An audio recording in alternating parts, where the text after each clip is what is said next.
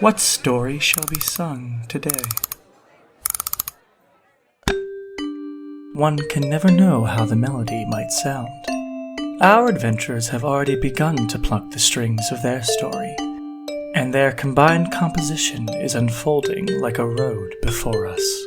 So I just tell you what happened. Okay then. Hi, my name is Codex. Let me get you caught up on what happened last episode. We started off with meeting the human potions master, big air quotes around that, Terrence, who was working for some bad guy named Verano. We don't really know too much about him yet, but I'm sure he'll come back up. But Terrence was making some kind of evil potions or something. I'm sure those will also come back up. Anyways, after that we met me, Codex Seori, an up-and-coming adventurer. I met my adventuring party put together by this guild member named Sham, who says he had a very important mission for us. We then jumped over and met One and Wash, an armored person and a bar brawler guy. Oh, and One's cute metal dog V2! And then finally, we also met a shadow elf named Shay, whose best friend is a professor at the Arcadian Summit University. A lot of stuff going on. The four of us all ended up going to the graduation for different reasons, but for some of us, we were there to stop an attack made by Verano's goons. Unfortunately, during the fight, they used these serums that Terrence made. They all beefed up into these huge hulking monsters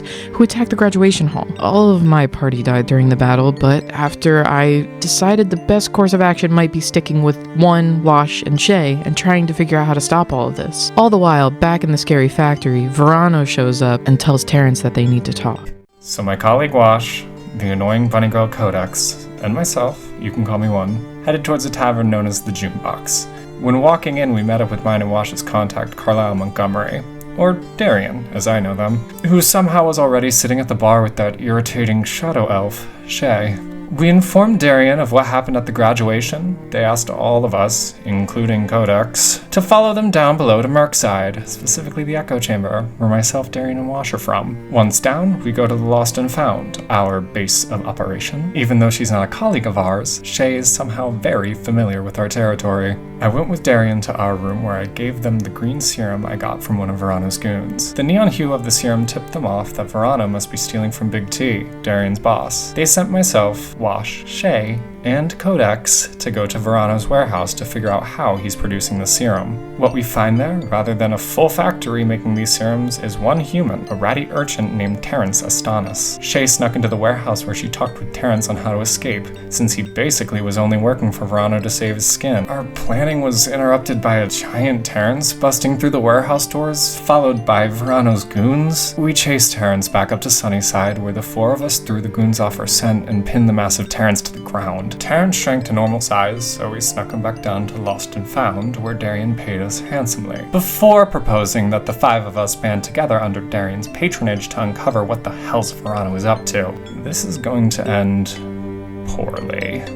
Right, yeah, so One told us in the tap room that Darian wanted us to, find out more about Verano, and was inviting that kid with the serums to join us. Luckily, he was upstairs when One told us, because immediately after Verano walked in, he went right up to the bar to ask Big T where Terrence was, which led Shay to intervene and keep him busy. And then to top off an already exhausting 24 hours, Big T kicked Terrence out, since Verano now had eyes on the Lost and Found. Darian escorted the five of us back to topside and basically told us to figure things out while they took care of some business in the 11th precinct. I don't fucking know.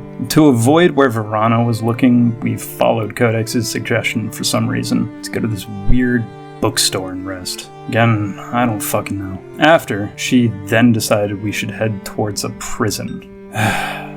Don't ask, I don't know why. That didn't work out because Codex was apparently followed by an adventuring guildmaster named Sean, who knows much more than he's letting on. He teleported us or something to the opposite side of the burg. We went into the guild hall and got asked a bunch of questions of what happened at the graduation massacre in Verano, of which Codex kept nothing secret. Shay and Sean then fucked off somewhere. The whole time there, One was experiencing deja vu and went to a closet to call on her friend, a literal fucking devil woman, who said One's memories of the guild were taken away to protect her and some other memory loss shit. Who knows? It all ended with that devil woman telling One to just trust that the guild would be beneficial. This is also fucking weird. Well, finally my turn, eh? More than happy to tell you what happened, darling. Sean took me to this strange interrogation room where he sat across from me ever so slyly and offered me a drink. But not wine. Oh, no, it was a much more opaque liquid he called Almond's Apple. He said it was a drink that would make us forget the conversation we were about to have. From what I can gather, after both drinking, I know we talked about the Grove, my sister, and this person named Kuzon. Then, I returned to my companions in the taproom. There, Sham and his right-hand Maud offered a mission as a quote-unquote trial run to go to a southern district here in the 10th precinct for pest control. After accepting, Wash, Terrence, and Codex futzed about in the taproom as I followed one to the courtyard at the center of the guild. There I saw her, truly for the first time, as she removed her armor. After watching her repair her pup V2, I tried to approach her to get to know her more, but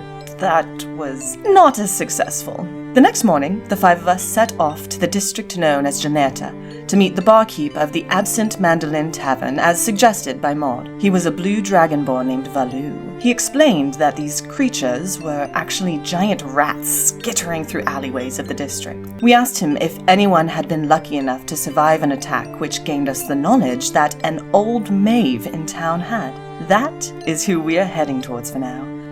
I do hope she is interesting. So you finally want to hear from Terrence, huh? Okay. So, Old Maeve confirmed to Alibi and said that the beasts were rats, but I swear to the gods I am not involved with the bloodshed this time.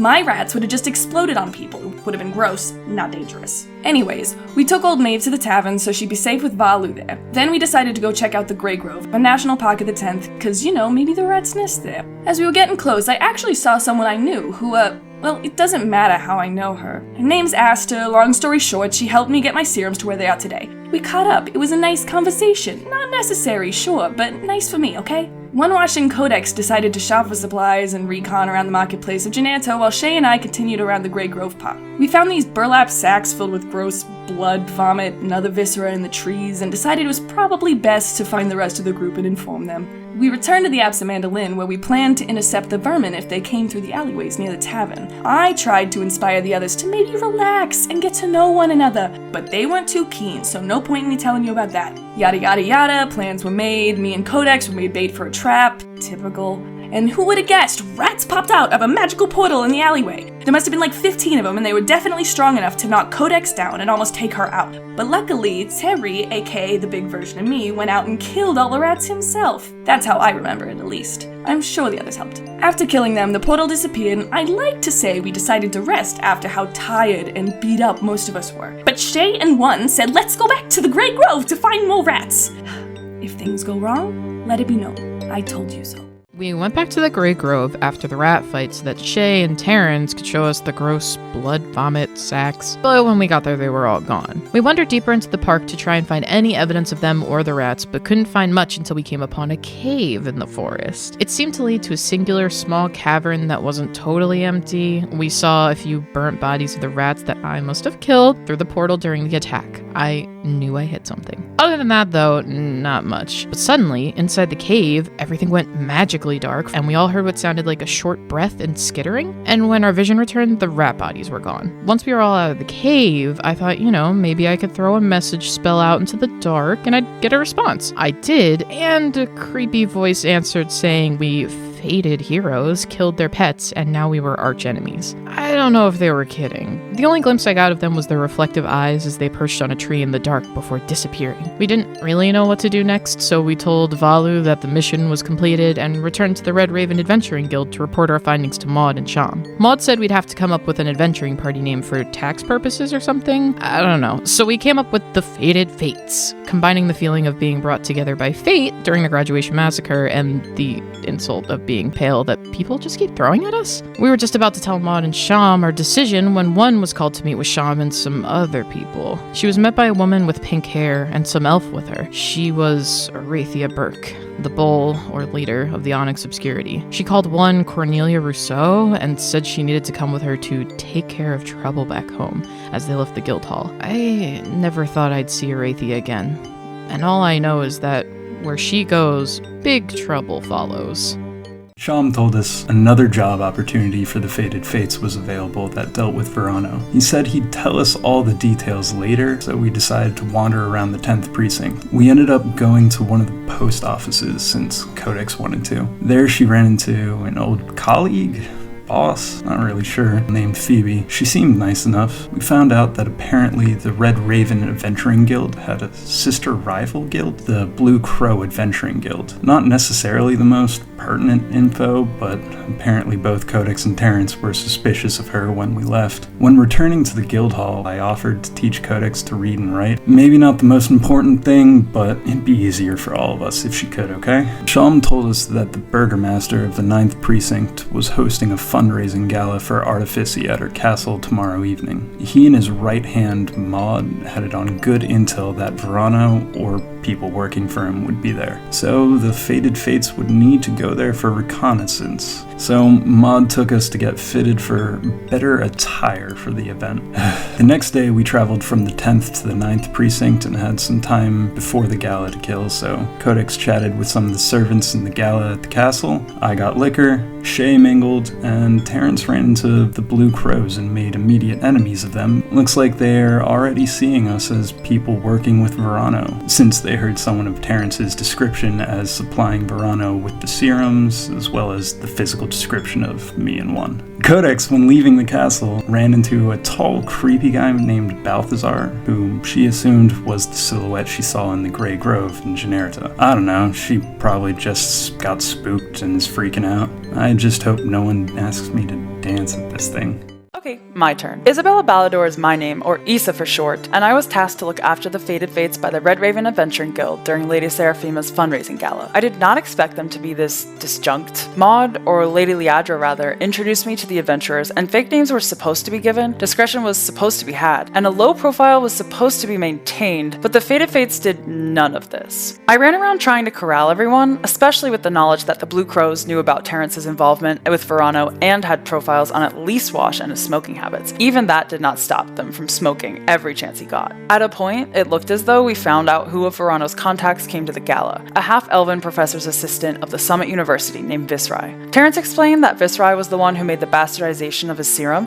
that was used during the massacre at the graduations. However, since there was now animosity between the Red Ravens and the Blue Crows with Terrence and Shay, word of the Fated Fates' arrival went straight to Visrai. During this revelation, Codex was dancing with that Balthazar guy who did not have a reflection in the mirror, which is another problem, but was definitely gleaned over when Visrai made his way to Lady Seraphima Rousseau's table, the burgomaster of the 9th and the host of the gala, who Maud told us loved to make a scene out of villains of the burg. If Visrai told her that the Fated Fates were connected to the massacres, they'd be executed. Shay and I tried to stop Visrai, but were unsuccessful as Terrence debated abandoning the rest of us and escaping before shit hit the fan. Once Visrai got to Seraphima, the guards were notified to capture the Fated Fates as they blocked the entrance to the ballroom. The only escape seemed to be the half-mile cliffside balcony to the wilds. As chaos ensued, Maud gave us a Featherfall scroll and Codex tried keeping the guards off of us with her magic, but that turned her into a sheep. It was a lot, but Maud told us to run and said she'd clear our names. So we did just that and jumped off the edge of the cliff balcony towards the sandy floor of the wilds. Why the hell do we trust the Fated Fates? Of course, jumping off a literal cliff wouldn't be as simple as we thought since the polished guards continuously shot arrows at us. Luckily, any arrows that hit just scratched us and Wash kept Sheep Codex safe. Once at the bottom, we took in our surroundings of the infamous wilds as Codex, in sheep form, ran off and jumped into the river where Issa held her down and Wash landed a rock on her head, knocking Codex back to her regular form. Not knowing exactly where to trail off to, other than to just get away from the polished wall entirely, we followed the river for a few hours more into the night until coming upon a small place with rocks and trees to rest. We each took watches while we rested. I started first with Codex, where the two of us chatted about magic and other things. However, our conversation got cut short when I felt a chill down my back and I could see my breath in the night air. I excused myself and went towards the river where I saw a ghastly apparition of what looked like a blonde noble girl who might have met her end by the noose. Reading her lips, I was able to understand that she thought she remembered remembered her name being Adelaide, and that Seraphima, possibly her mother, killed her. I returned to Codex a little shaken, but we woke up Issa and Terrence for their shifts so that we could sleep. Issa wanted to express that despite how she might have seemed, she said she hoped she could be friends with us newly formed Fated Fates. After their watch, it was just Wash who had a quiet and uneventful time waiting for the sun to rise. The next day, we decided to float down, or in my case, run along, the river until we came to a small rural town called Silkfell. Once in the local tavern and inn, we noticed our urban clothes made us stand out, and we began talking to the orc bartender named Soom. We weren't completely sure of her intentions, nor hesitance when it came to the 5 of us, but she told us if we were on the run from the polished wall, she could help. Guess we found a lucky exit? Who's to say? So last time, Soom told us to meet her at the back of the tavern, and when we finally decided it was a good idea, Shay passed out. We couldn't get her to come to, so Issa picked her up and threw her over our shoulders. In the back room, Soom basically told us that she had a way to get us out of the wilds and back into the 10th precinct. I guess she's familiar with the Red Raven Adventuring Guild or something? We took her word for it, and she teleported us back to the 10th precinct of the burg. Hijinks ensued, with V2 clamping around my body, Issa turned into the hunchback of precinct 10 with Shay on her back, and Wash dressed as a priest to sneak back to the Red Raven Guild Hall undetected. Once in, we had Shay taken to be looked after while she was unconscious, and then we found Sham and Maud. When we were taken in to be debriefed about what happened after we jumped off the polished wall, we also saw one sitting at the table. Glad she's okay, I guess. Vizrai apparently was questioned once we were gone, and then was tortured and questioned by Seraphima's people. But our names were not out of the loop since they're now looking for us just to get a better understanding of what happened at the graduation with my serums. A thing I'd very much like to avoid. So would one, apparently. Samad suggested that we lay low since our names had been sorta cleared. She said to avoid the surrounding precincts of the 9th, and said she'd give us a carriage ride back to the 3rd to see if we could snoop any more clues on the Verano situation the next day. That way we could rest. After that, we caught one up to speed on what happened at the fundraising gala, and she checked Codex and Wash's next for some reason. Oh yeah, and she also met Issa. We tried to ask her what she did when she was gone, but she said she couldn't remember. We then all kinda relaxed for the night. Well, everyone but one, who contacted her green devil woman friend, Chartreuse. She told one that she was not the one that took her memories this time. Yeesh. And you see, this is why I just make weird chemicals and don't mess with magic. So, Maud got us a carriage the next day to take us to the 3rd precinct, while Shay stayed at the guild hall to rest. Once arriving in the 3rd, I suggested we go to an oral envoy post office, because maybe we could find out more information on Verano or Vizrai, as well as more information on Phoebe, my old coworker, who both me and Terrence were suspicious of. Lo and behold, when we walked into the office, we used the employee's entrance. We snuck in through the employee's entrance. But Phoebe was there, and working. I tried to distract her for the others to leave the way we came in, but she had lots of questions for me. Probably because she, like Maud and everyone else, were held at the polished wall for questioning after we jumped off the cliff. I wasn't very successful in deterring her, and the others weren't very successful in waltzing back into the office as if we didn't know one another. So, long story short, after some back and forth of us telling some of our secrets to her, we discovered that Phoebe knew Soom, and that the two were part of this group of rebels against the Burg named the Martyrs of Ponte. They were named after a city in the wilds that they claimed the Burg destroyed, which led to how the wilds look today. Anyway, she said she had a feeling she was being followed by that Balthazar guy in a few different precincts and warned us to be careful of him. She said she saw him with Vizrai before, and a bald blue man, so Verano. Kinda ended the talk saying we'd keep each other's secrets safe as we left, and suggested once again that maybe we go to my dad's workshop to see if he knew anything about Verano, because, he used to do crime stuff. When we got to my dad's shop, he explained that he didn't know Verano, but said that my twin brother Dogma had talked recently about being followed by someone who matched that description, along with some big muscly person. Just then, Dogma ran in, saying he was being followed. He kind of forced us out of the building to fight on his behalf when we saw Verano's men, and that big Scar guy from the graduation who looked even bigger than before, which is crazy. They were trying to get Terrence, so we fought them, but at a point Scar told the others to bite down, which made them turn invisible. But I noticed that they were kind of hard to see, but they looked like this bloody viscera that we saw in Janerta with the rats. They slithered to Scar and seemed to make him more powerful, and even 5 against 1, he was beating us. Scar broke V2 and knocked me and Wash down, and he stepped over Terrence and knocked him to the ground before taking a handful of Terrence's serums and drinking them. This can't end well.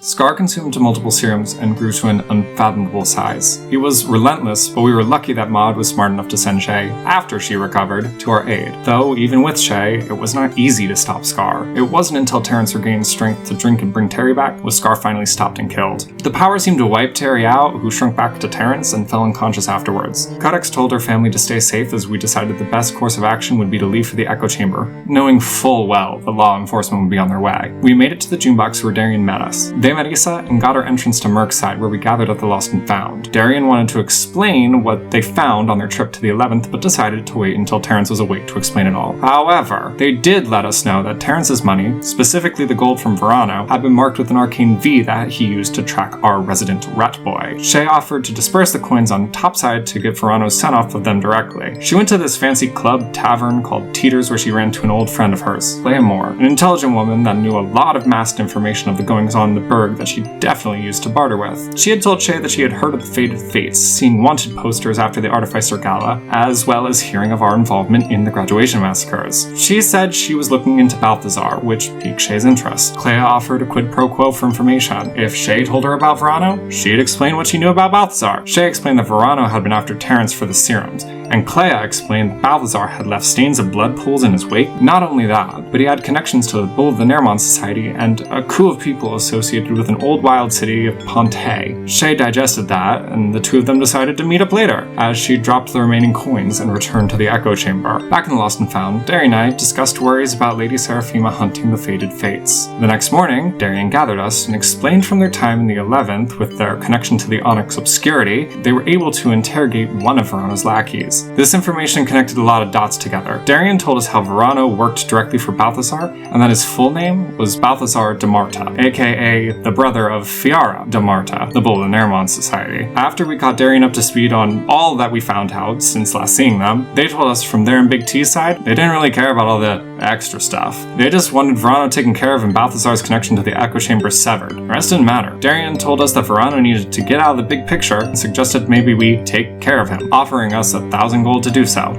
Hopefully we can think of something to do with that amount and end all of this. So Shay and Terrence suggested hosting a fundraiser like the gala with nobles and fancy people, because, well, they love that performative shit. Maybe even inviting the families of victims, but that didn't seem like the best decision. Codex didn't seem to like any of the conversation and left the taproom, followed by Darian. They asked if she was okay, but she exploded about how she was in danger, her family was in danger, and how horrible things keep happening to her since she joined the Fated Fates, and so on. Darian tried to comfort her, but didn't do a good job, and she stormed off into her room. One followed her there and tried her hand at offering Codex some basic bad things happen all the time type bullshit, and somehow it led Codex to confessing she stole the Darkroot diamond, and that unlocked some memories for one. Chartreuse appeared again, removed one's armor, gave her some memories, and left after briefly explaining she'd just keep some of one's memories buried at her request for her protection. Codex helped one get her shit gathered off the ground because one is missing a leg and needed some help. Codex just started ranting about her Darkroot diamond mission that Sham hired her to steal it for Arathia, the Bull of the Onyx Obscurity, from a museum like 2 years ago. One kinda told her that was a huge fucking deal. The diamond holds some serious magical ability. Issa interrupted them to bring Codex some food, but was quickly sent on her way as Codex tried hiding one in her closet, but Issa noticed. Issa then went to the bathhouse and got in the bath, but was rudely interrupted by some guy staring at her. He introduced himself as Casimir and asked what the Fated Fates' intentions were with his brother. Who the fuck is his brother? Casimir told me he was Balthazar's brother, and then he info dumped. Balthazar had a weird fascination with Codex, started an undead army, and was planning something even bigger. Casimir then told me Verano is a pawn of Balthazar's and that his brother is the real threat, and he kept going. Balthazar and Casimir are the brothers of Fiara de Marta, the Bull of the Nermon Society. She wanted Casimir to keep tabs on the Fated Fates because we got involved with the graduation shit, and she also wanted to keep tabs specifically on Cornelia and Codex because they helped steal the Darkroot diamond. What? I ignored almost everything he said and asked about my dead partner, who I guess is a husk of his former self. Downstairs in the tap room of the Lost and Found, we agreed to host the Fated Fates mystery auction to lure Verano out of hiding. Shay went to Darien and got 10,000 gold for the event. She set out to Teeters and got the owner to agree to host for less than 10,000, and she pocketed the remainder, unbeknownst to us. Over the next week, Codex and Wash went to the Oral Envoy, talked to Phoebe, and sent the invitations. Phoebe didn't hide her shock when she noticed Codex invited Balthazar, and then she blurred? Codex dubbed that problem number 6. The day of the auction, we gathered at our table and watched as a wild array of guests arrived. Most notably Balthazar, who Codex somehow forgot to mention she invited, and still everyone gave me shit about inviting my parents. We chatted, all lies. Balthazar approached Codex for a dance. Codex straight up asked Balthazar to kill Verano for us, which amused him. He said they could probably make some sort of an agreement, as he gestured towards a coffin-like box making its way to center stage. He approached it, cracked it open, and revealed Verano's body. He told everyone that we killed Verano, the person responsible for the attacks on the graduations, and asked those present to start bidding to the benefactor of the Fated Fates. There's only one problem. I don't remember us killing Verano. Well, we tried our best to stop any unwanted bids from being placed for us, but were wildly unsuccessful since Lady Seraphima Rousseau, who is one's, or should I say Cornelia's, aunt, donated 30,000 gold for us, and no one disputed that. We were shocked, to say the least. Terence and I tried to inspect Verano's body, but the lid of the coffin was shut. As for the others, Codex tried her best to see if she owed Balthazar anything since she asked him to kill Verano. Seraphima and one had a very intimidating private conversation with Lady Rousseau, threatening our armored friend, and Issa continued lying to her parents, pretending her boyfriend was Casimir. After the auction, we began to return to the echo chamber, but were caught by Casimir, who told us the next day that his sister, Fiara de Mata, the bull of the Naramont Society, wished to speak with us. Issa also spoke with Maud afterwards and explained what Casimir told her earlier that week about Balthazar and the undead army. The two expressed their concerns with sharing the information with Sham, who Maud said had been acting strange lately. Codex asked us to have a debrief in her room at the Lost and Found about everything going on with our accumulating problems. One seemingly stopped her from talking about our apparent 5th problem. After that, Issa stayed to talk with Codex, saying she knew that the 5th problem was her,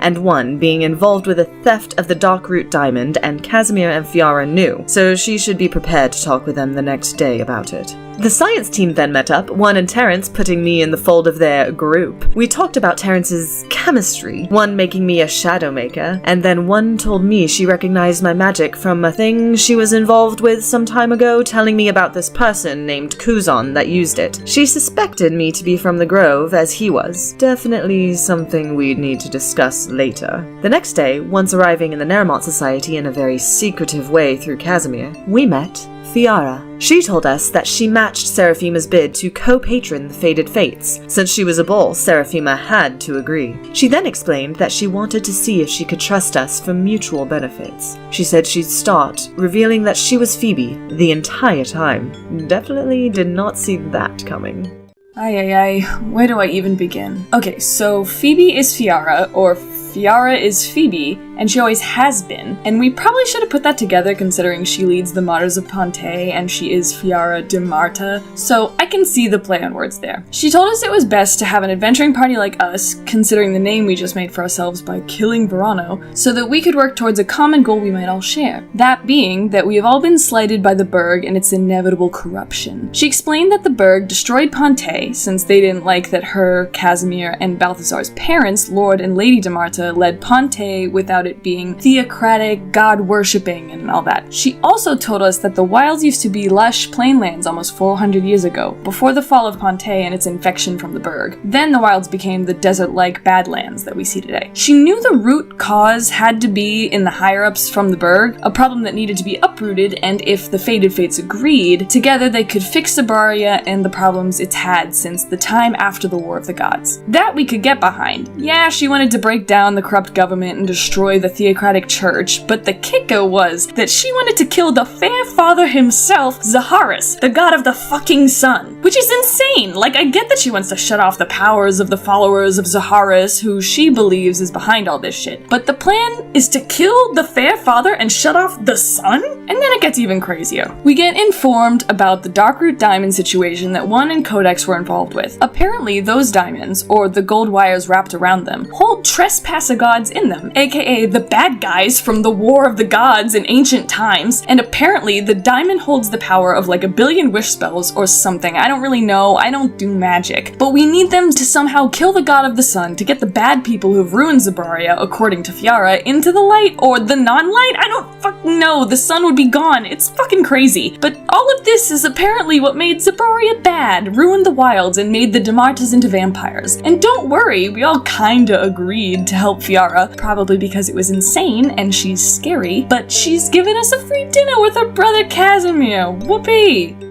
As soon as Casimir took us out of the Naramont Society, I found an alley and threw up. What Fiora asked us to help with was crazy, and also I guess I helped release a god of pain and suffering, so fuck. So while I was regaining my composure, Casimir started checking in with the Fated Fates. One actually asked him how he was feeling, even though Casimir was trying to ask us what we were feeling, and Casimir said he was troubled. Then he apologized to Wash for calling him Felix, and said he didn't know he wasn't supposed to use his real name. He told Terrence that he should experiment with being Terry in a calm situation instead of just when we fight, and in typical Casimir fashion, when he tried to talk to me, he stressed me out even more. And when he saw Shay lurking in the shadows, he just moved back up to the front with Issa. Issa asked him why he hadn't told Fiara about Balthazar's undead army, and he told her that she wouldn't be able to handle it right now, but he thought that Issa could. He thought that we could handle that information. And then he said whatever attacked Ponte did it on his birthday, and he still feels like a child, caught in the middle of his older siblings, and he doesn't want to make them angry if he can avoid it. And then we got to the restaurant moments by the pyre. We sat in a large circle booth, and Casimir said the space was for us to express concern and such, but no one felt like talking. Terrence told One his plans to test out Terry before excusing himself to the bathroom to take a serum. When he returned as Terry, he was much calmer and seemingly enjoyed his time while Casimir explained that Terry could be used outside of violence. And then they ran some experiments in the middle of a restaurant while One observed with a notebook. Casimir left the table to let us talk amongst ourselves, and we just kind of talked in circles about our many, many patrons and who we actually serve. And no one wants to kill a god, but it's safer to work with Fiara instead of against her, right? Issa eventually followed Kaz to the bar, and the two talked about the morality and logistics of what would happen if the Fairfather was to die, and about other god stuff. Issa pointed out that it seemed like Casimir was stuck between his two older siblings' wants for vengeance against what happened to Ponte. Casimir agreed, saying he did sometimes feel lost, but no matter what, he wanted to keep his family he had. As dinner wrapped up, Casimir explained that Fiara and Seraphima had gotten us a keep in the third to be our home. It was called the Pale Keep, which Terry called the White Castle, so that's what we're calling it, the Pale White Castle Keep. Casimir left us saying he'd return soon with a job from Fiara. As we all got settled in our rooms, Wash and I did a bit more of our reading lessons before I went to the courtyard to apologize to Shay for my involvement with the Darkroot Diamond, since that seemed to upset her. We kind of just fought it out. She definitely gave me a few scars from her dagger, but I guess we're fine now. I guess. Shay then turned to One and asked, "What does the name Adelaide mean to you?" I'm not looking forward to this argument. Shay and One got into an argument. One accused Shay of lying and stealing from us, which was true. Shay told One that she could see ghosts, and that's how she learned about Adelaide. Their argument ended with One saying they aren't friends and more or less telling her to go fuck herself. So while I'm still on ghosts, another one of these spectral fuckers showed up to Issa while her and Codex were in the bathhouse. It looked like Issa's dead partner. She ran out dragging Codex with her and then passed out in the corridor. Then Codex dragged Issa to the courtyard. While everybody was trying to figure out what to do, Issa had a god vision. The god told Issa to embrace her anger, which I think is normally a healthy choice, but with Issa never really doing that before, it's more than likely to get out of hand. In the vision, Issa saw Verano, Balthazar, and Terrence, so pretty much everyone who was responsible for her partner's death. And while she tried to fight it, Guy, her dead partner, appeared and asked if she forgot about him. leading her to snap at the vision of Terrence. The god then told her that they could help, to which Issa agreed and took its outstretched hand. Then the god told her to seek its diamond and release him into the world. When Issa woke up, she shoved Terrence out of her way and told us only that Guy was killed in the Providence massacre, and apparently Balthazar has an undead army with him. I mean, hey, I don't tell everyone all my shit either. While this was going on, Codex went to answer a knock at the door, and it was Casimir, who said we have our first mission to hunt a beast in the wilds. Are you fucking kidding me? Codex let me sleep in her hammock, which was kind, and Terrence tried to sleep but was bombarded with dreams about their father being shredded to pieces in the wilds by a beast. And the beast is what Casimir told us we have to look for in the wilds. So Terrence isn't feeling the best about that. None of us are, actually. And while we were trying to sleep, Shay was putting money under all of our pillows as an I'm sorry I stole from you even though you don't know I did. And one was putting money outside of Codex's room as an I'm sorry I shorted your pay after the first mission we had together. So Codex woke up to a lot of money when she went to get Wash and go for a run. And then she led him to her favorite bakery in the third, and they had a really solid chat with each other that even led to Wash opening up a little bit and telling Codex that his parents are dead and that he's kind of on the run from a gang of people with teeth tattoos on their hands. Totally normal stuff. And after breakfast, we all got teleported to the wilds and told to find 2 people in black leathers that were other contacts of the Demardas. Not very specific. And while we were trying to do that, we got attacked by a chimera. We held our own and fought pretty well together. But Codex kind of exploded again after she cast something, and she made one fly, which I guess was harmless. But yeah, we defeated the chimera, and the people in black leathers approached. Howl, Rush, and Willow. They were kind of pissed that we were there, and Rush was even more pissed that we took his kill. I guess they're like hired monster hunters. Willow took us to their camp, and we started to debrief. It doesn't seem like this is going to go very well. Willow and Rush led us to their camp, which was very kind of them. But Wash and Rush immediately started arguing. Wash called Rush a dog. Rush called Wash a statue. It was, unpleasant.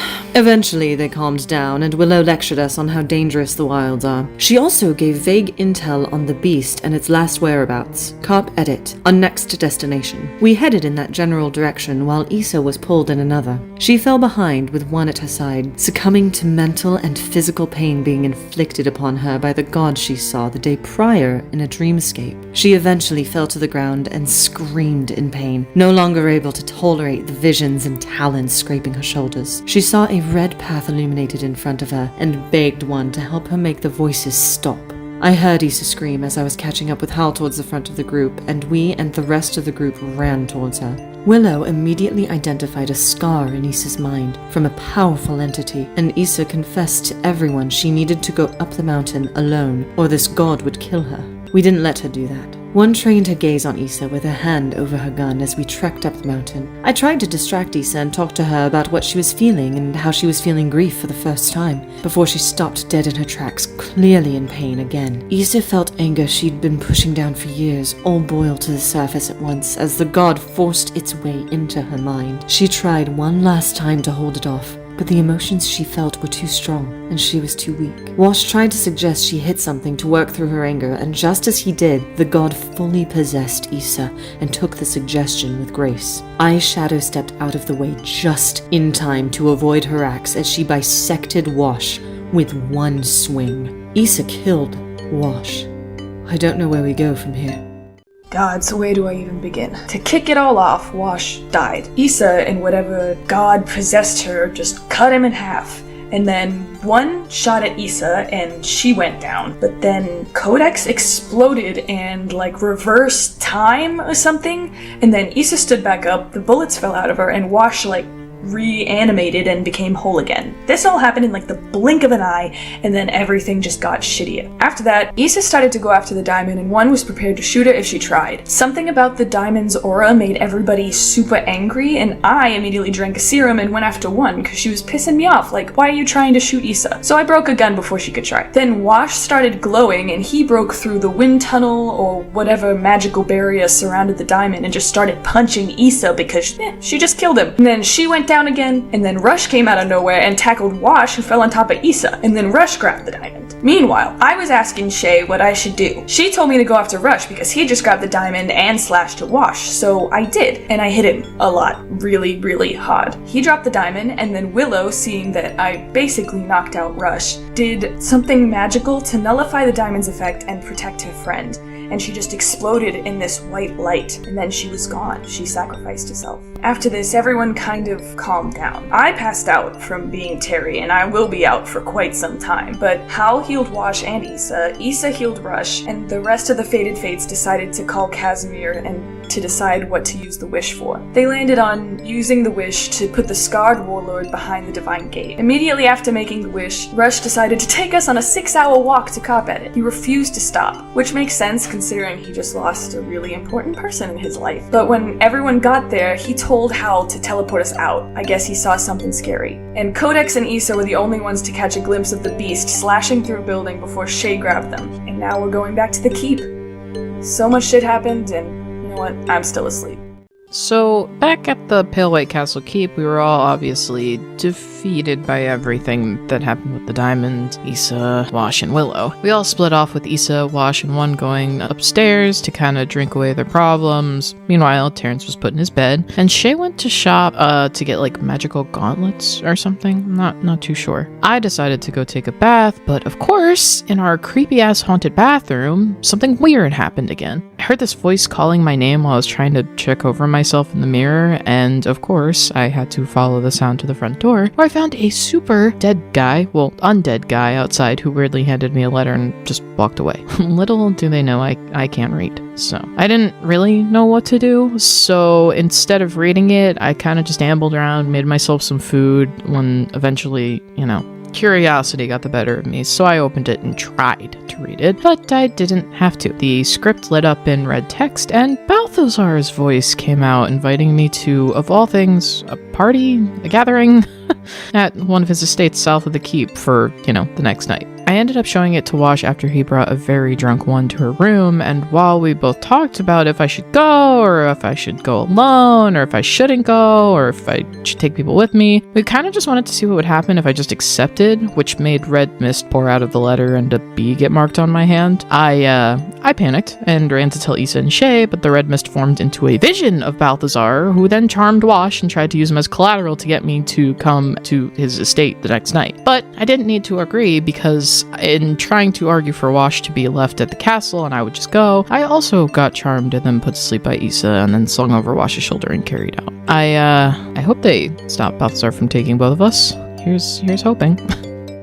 So Balthazar took Codex and me to his manor in the Third. We woke up in his study where he asked for my blood and the chance to study Codex in exchange for protection from his vampire thralls. After a while, I finally agreed and was instantly charmed. I was then ushered out of the room as Balthazar started to study Codex's magic. He was surprised that our magic formed as pink electric animals, saying that it was impossible. Codex asked him to explain, and Balthazar said that our magic was that of something called a hexaleap, which was a creature made by the goddess of nature, and that hexaleaps would populate the land with new creatures or something like that. Kind of like skipping a stone on the water. He said having a hexaleap inside her could have something to do with buckets of blood. Meanwhile, the rest of our group back at the keep got brought to the Nairmont Society by Casimir to see Fiara. They updated her on everything that happened in the Minora Pass with Rush, Willow, the Beast, and the Diamond, all while avoiding details on how Willow died.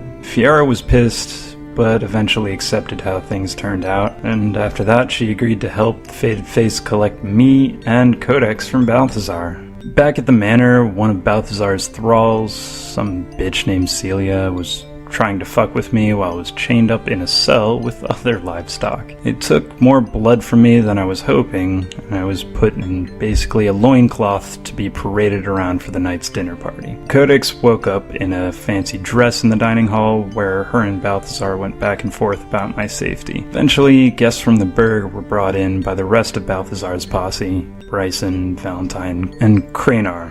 that fucker that Codex saw in the trees during the rat infestation. Celia brought me and the other cattle into the dining hall where Balthazar began a speech about the guests' blood. He then used magic to lock the doors and released his thralls on the guests, who started slaughtering each and every one of them. Can't quite say that's my kind of party, but at least I'm not dead.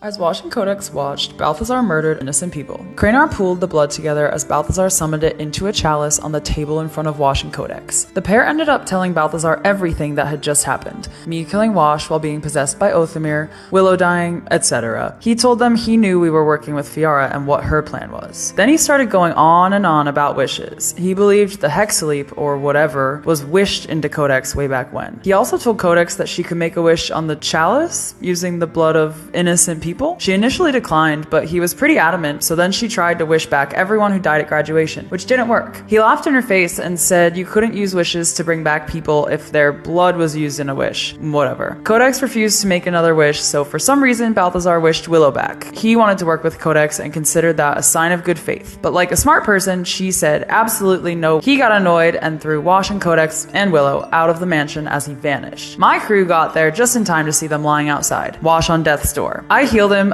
a bit, and Shay grabbed the unconscious Willow from the ground. We tried to find Balthazar, but couldn't, and the people he'd sacrificed were, well, they looked like they died a long time ago, and the mansion was dusty as fuck, which didn't make sense. So we left. Fiara wondered why Codex had a Demarta sigiled piece of jewelry, Terrence confronted Shay about sending Terry in to kill Rush. Everyone had a wonderful walk back to our keep. Casimir showed up, and we had a nice little round table discussion where Codex shared everything except the Hexaleap confab with us, and then Fiara freaked out and realized that she had wished her siblings to be vampires by accident as they left Ponte on some birdbath in front of some guy who was also making a wish and saying that more people should live in the light of the fair father. I mean, I guess it makes sense that the Demartas hate the Tidethorns. But yeah, after her not so fun revelation, we chatted about blood and how we should find some of the bats Balthazar had mentioned to Codex and Wash. Oh, the joys of being a fated fucking fate. The Demartas left with Willow as the rest of us finally took time to relax after both the Menorah Pass and the Balthazar kidnapping. Issa called Casimir and asked him to hire a chef, gardener, housekeeper, and errand person for the Pale White Castle Keep. One went to her room and called Chartreuse to help and to talk, but Chartreuse encouraged her to try doing more for herself instead of leaning on her devil friend. Codex went to Issa to get money so that she could find a wizard to cast Sending, for reasons she did not fully disclose to Issa. Issa joined her, as the two ended up at a store known as Silly Simon's Telesending, where a very zany tabaxi wizard had counter service for sending spells. Over a very colorful interaction, Issa overheard that Codex's sending message was actually to Balthazar, saying they could work together and learn more about the Hexaleap. Codex received a return message coin from Silly Simon, and the two left. As they walked back, Issa said she wanted Codex to have her own agency, but maybe needed to be more honest of her intentions going forward. She also gave warning to be careful when dealing with Balthazar, but assured Codex she'd trust her. Back at the keep,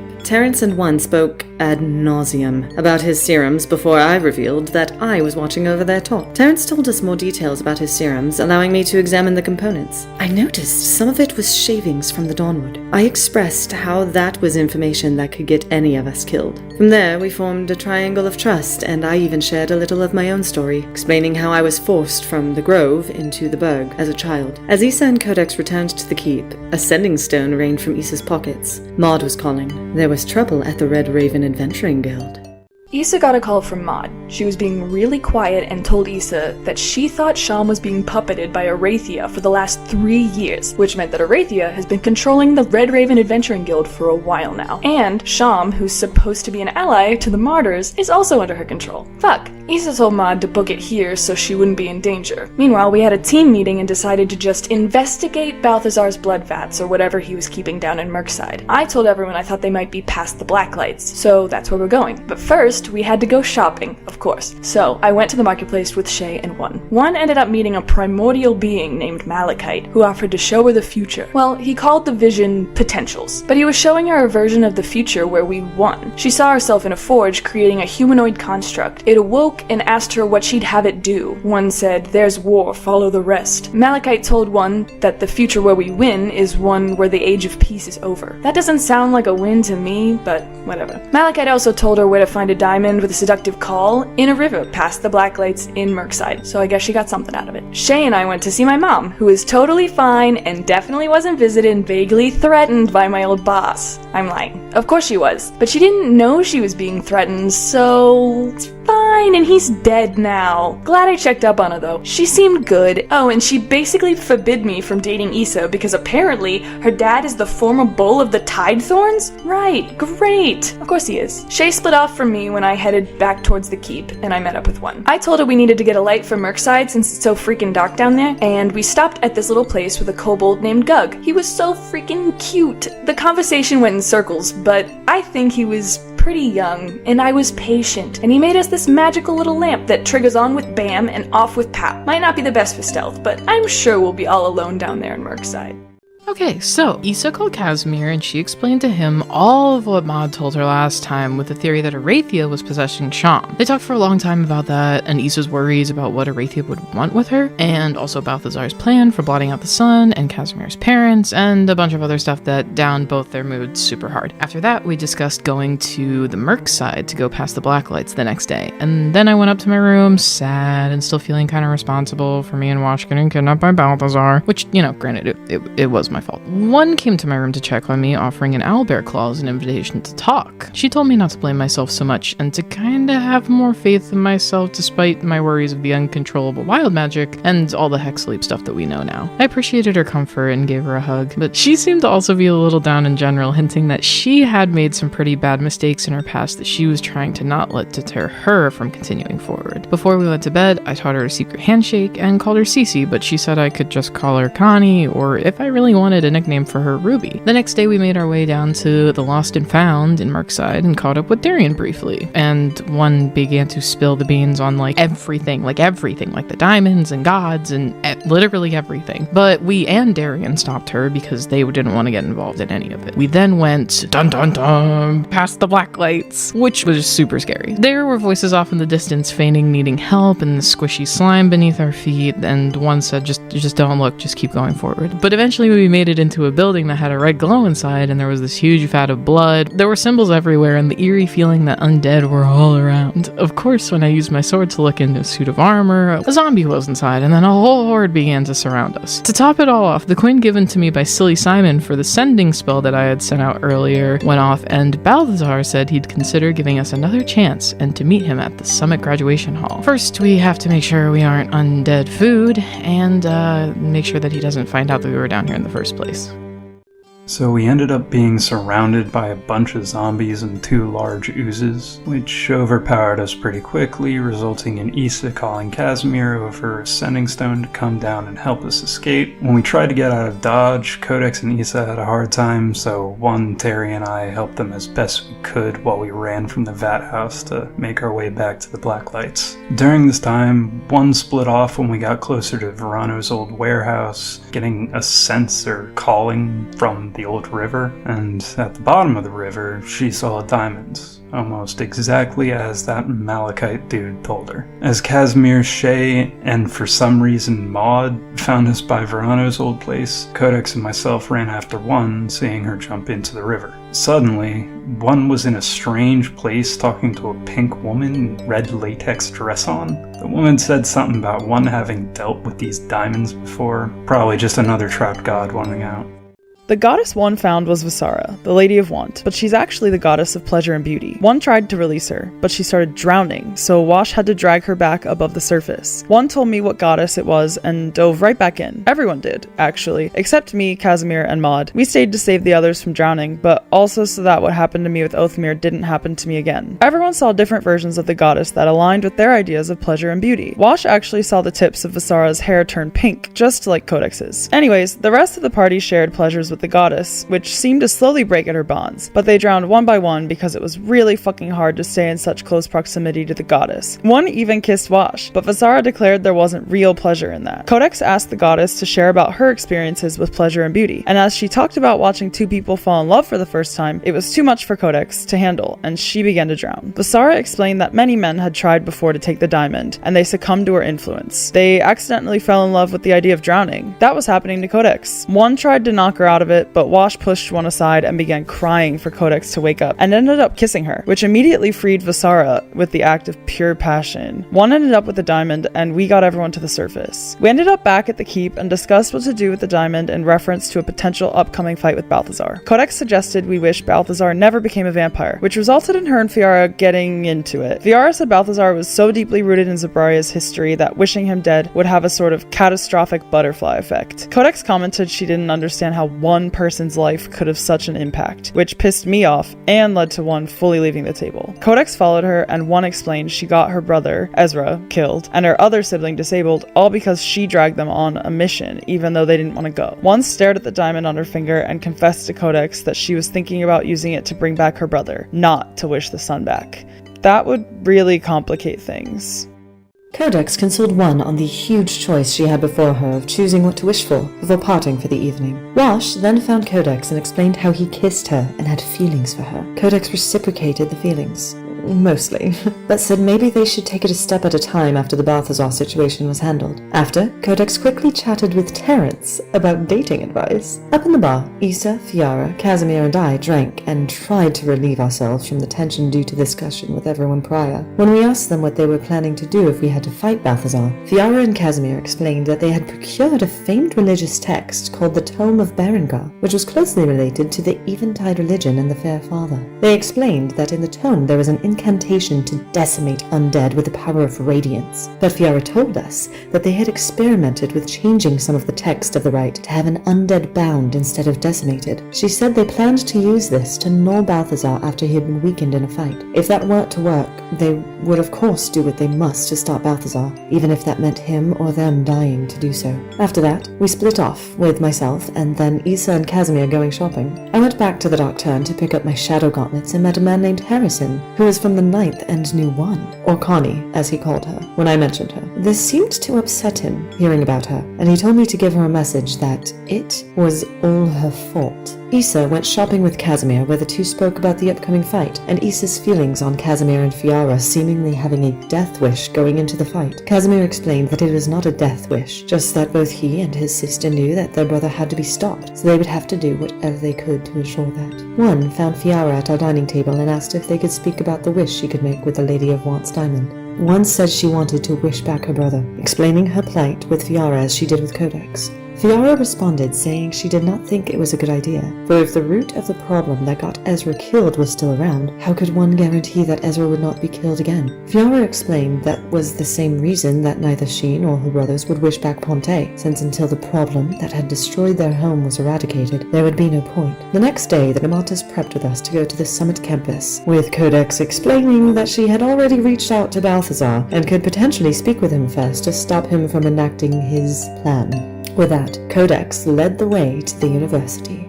We walked to the Summit University and split off to warn faculty and students to evacuate as quickly and quietly as possible so we don't tip off Balthazar. Luckily, it was the weekend, so not many people were there in the first place. After that, we regrouped and went to the academic quad and let Codex go forward to talk to Balthazar. Of course, Celia, Bryson, Cranar, and the Vampire String Quartet were there to impose intimidation. Not that Valentine guy, though, which was weird. It sounded like he and Balthazar had a falling out or something. Anyway, Codex asked Balthazar what all of this was really for, which he responded simply by saying, revenge. The two went back and forth, but Balthazar's main point was that over all of his 300 plus years of living after the fall of his city, his people, and his family, the Burg, despite looking for the best in it, has never shown a glimmer of light or goodness. So at this point, instead of trying to save it from whatever hidden corruption taints it, he'd rather just destroy it all. Extreme, but I don't know, I guess it's been a really bad 300 years for this guy. Codex explained that despite the bad things in the Burg, she didn't think this was helpful, which prompted Balthazar to laugh at her and feed into his point that Burgians don't even care about the rest of Zabraria, only themselves, not the wilds, and not the grove. He gave Codex a choice. Try to save the Burg and be against him, or join him and sweep out the trash, aka the Burg. She said the Prior was not her style, which Balthazar then just stated that one of them would have to prove the other right, before nodding to Cranar to attack. Cranar summoned more of those fucking rats, like in Janata, and Codex tried to run back to us, which was 170 feet, by the way. Balthazar then raised the chalice and began to incant a rite, wishing to cover the sun as a dome of blood covered seemingly all of Zabraria and put everything in a red darkness. Fiara and Casimir ran in with the tome in hand as the rest of us scrambled to get to Codex and light our way in the darkness as the vampire spawn attacked. All the while, the sound of groaning could be heard. I assumed that was the undead army Balthazar had been building, and turns out I was right, because none other than Guy, Issa's now zombified boyfriend, appeared in the fight. She teleported out of the fray to approach him, a seemingly undead husk walking in pain and showing the marks of his death during the graduation. Jeez. If someone does not snap Issa out of it, this fight is gonna be a lot harder. Okay, so let me just get you all caught up. So, I guess Issa saw her undead boyfriend or whatever, and Misty stepped and left Wash alone with vampires so she could go to her undead boyfriend and see if there was anything left of him before she could tell. Shay threw her daggers into his eyes and killed him, which made Issa mad and her eyes glowed red, and thank the god she caught a glimpse of Balthazar because I thought she was gonna kill Shay. But first she teleported to the roof, which I couldn't see because it was really fucking dark over there, and she kicked Balthazar off the fucking roof into the fray so we could see him and attack him. He was pissed and he tried to kill Issa with a fireball, but I counterspelled it with a shark, and he got even more pissed off and told his goons to kill me. But meanwhile, Terry was killing Bryson with a fucking trash can. It was really clutch. But then Balthazar stomped on Wash's neck and was about to kill him as he cast a destructive wave or something towards everyone, but then I exploded and a pink dragon-like creature wrapped itself around my friends and took all the fucking damage, and then it died, and then I blacked out. And in a fit of rage and radiance, Wash killed himself trying to destroy Balthazar for what he did to me, but then Connie made a wish that was so beautiful that her friends could see the sun again, and Wash and I woke up just in time to see Shay land a hit on Balthazar that made him bleed, and then Fiara started saying a lot of words that nullify Balthazar, but then the full multitude came over and accused them of being vampires, which was totally true, and then Fiara cast something from the book that turned the Demartis into flame and ash, and Issa thinks they're dead, Shay thinks they're alive. I don't even know if I'm alive. So that's what happened. So we convinced the Vol Multitude guards to let us lead the fight against Balthazar's army. That way, we could make sure nobody found out that the zombies were entering the city through Merkside, because, we got friends doing crime down there. Issa also convinced them to give the Tome of Berengar to her dad. It's that religious book Fiara was using to kill vampires or whatever. But yeah, we spent the next few months on zombie cleanup and handled some personal stuff during the little free time that we got. Codex took us to her dad's block party and told me that she was thinking of leaving the Fated Fates since she couldn't really use magic anymore. But we eventually came to the agreement that everyone would help her get better at fighting without magic. One told us that she wanted to open up to the rest of us and start using her actual name, which is Connie. Then she went to pick up her shit at the Lost and Founds, where she talked to Darian. She basically said she was leaving them. Darian said something about having feelings for her, but if she didn't share those feelings, then it wasn't an issue. Connie was confused, but they decided on trying to start over as friends. I brought Codex along to meet Lily, who's my best friend / sister figure. Issa came clean about the lies she told her parents, which her mom didn't take too well, but it led to her dad telling her about the hero's blood in him, and that was why he tried to shield her from having similar life. Shay confronted Connie, and they worked on hashing out their issues, and they started to get to know each other a bit better. Terrence approached Issa to make sure they were okay since he felt responsible for her boyfriend's death. Eventually we heard news that we were going to be honored as heroes by the king in the 5th precinct. Great, but as we were getting ready, some large, fearbold dude named Finley Day Galilei and his duck named Cinnamon showed up at our door, and he said Fiara sent him to bring us to the wilds. Well, they're alive, so I guess that's good. Alright, Finley Day Galilei's turn. Psst, that's me, by the way. Right, you too, Cinnamon. So the Fated Fates were not exactly what I thought they'd be. I brought them good news that the Demartas were alive, but they made me stop talking almost immediately. It was kind of rude, but didn't matter because I had a job to do, so I had to tell them why I was there. Exactly, Cinnamon. I explained to them that Fiara sent me to take the Fated Fates to the wild so they could continue the hunt for the diamonds and such, but they all shot that down since the Fated Fates were set to meet the king the next day. They told me they didn't want me at their keep waiting, and Fiara told me to stick by them, so we agreed at the banquet I'd be a Fated Fate too. Well, that was quick. We all got ready for the banquet, and the next day the Volgard came to get us. And so we were off to meet the king, King Guillaume III, or Gil, as he liked to be called when not in front of his guards. He was very kind, if not a little much. Understandably so, since he was quite self-aware that he was just a figurehead, and basically was bullied by the bulls of the Grand Septim guilds to do as they say. He didn't seem to like being king at all, but knew any defiance would remove him from office, which was less than ideal. He even stated that he didn't get to meet many adventuring groups, stating that he believed most he met were thereafter killed by the government in secret. Mentioning how some were sent to hunt the beast of the wilds but died by it, a fact that shook the rest of the Fated Fates and me as a martyr of Ponte to the core. Shay and I tried our best to cheer him up before we had to go to the banquet hall. The banquet hall was star-studded. All the bulls, well, except for Fiara, since she was hiding in the wilds after Balthazar. Never mind. We all know that. All the burgomasters were there too, like Connie's aunt, Lady Seraphima Rousseau, and her entourage. And then also some Valasconian nobles and people from the Grove. Shay immediately left our group to chat with some woman who looked a lot like her. Connie went to the bar after seeing Seraphima, but one of Seraphima's lackeys, Miss Alona, dragged Connie and Terrence, who had followed her, over to Seraphima's table. It did not look like they were having fun. There was a family table for the Fated Fates. I saw Codex's dad's and brother, but not Codex nearby because she was walking towards that evil god Arathia tied to herself. Hopefully that goes well. And most surprising of all, Sean was there with some white-haired woman that the other Fated Fates seemed to know. I've known him forever, but Issa seemed to know something secret that was going on with him, but wouldn't tell me. So I guess I gotta go talk to my buddy and find out what the hell's he's been up to. But before that could happen, lights came beaming from all directions, pointing at the seven of us to announce this banquet to honor the Fated Fates. Gotta be honest, I don't love being in the spotlight. Once we were done being blinded by spotlights, Connie saw her mother Pyra, her dad Theodore, and her sibling Axel arrive at the banquet. She approached her mother pretty heatedly and asked why they came, to which Pyra and Theodore both responded that Lady Seraphima, Theodore's sister, asked them to, so they had to. Connie started hounding Theodore with questions about the Rousseau family, like what happened to her grandfather and how old was Theodore, which upset her parents and her sibling. Theodore explained it was unfair for Connie to assume that the danger she was in with Seraphima was because of Theodore making a decision to step down as the 9th Precinct's burgomaster to get his family out of a bad situation. Connie kept pushing though, which made Theodore storm off with Axel. Pyra scolded Connie for not even trying to have a pleasant conversation with how much time it had been since they last saw each other. Connie shifted her anger towards Pyra, who was not having any of that. Pyra explained that Connie was responsible for her own actions to become Adelaide, which resulted in her losing her leg, losing her dark vision, getting an innocent girl killed, and then getting her brother Ezra killed and Axel disabled. Pyra reminded her that she warned Connie that Seraphima would use her. Connie then dejectedly threw Pyra's words back at her, which made Pyra end the conversation sarcastically saying that maybe once Connie inevitably got the rest of her family killed, maybe the memories of them would push her to her final goal, whatever it was, saying that's all people were to Connie, or memories waiting to happen. Yeesh.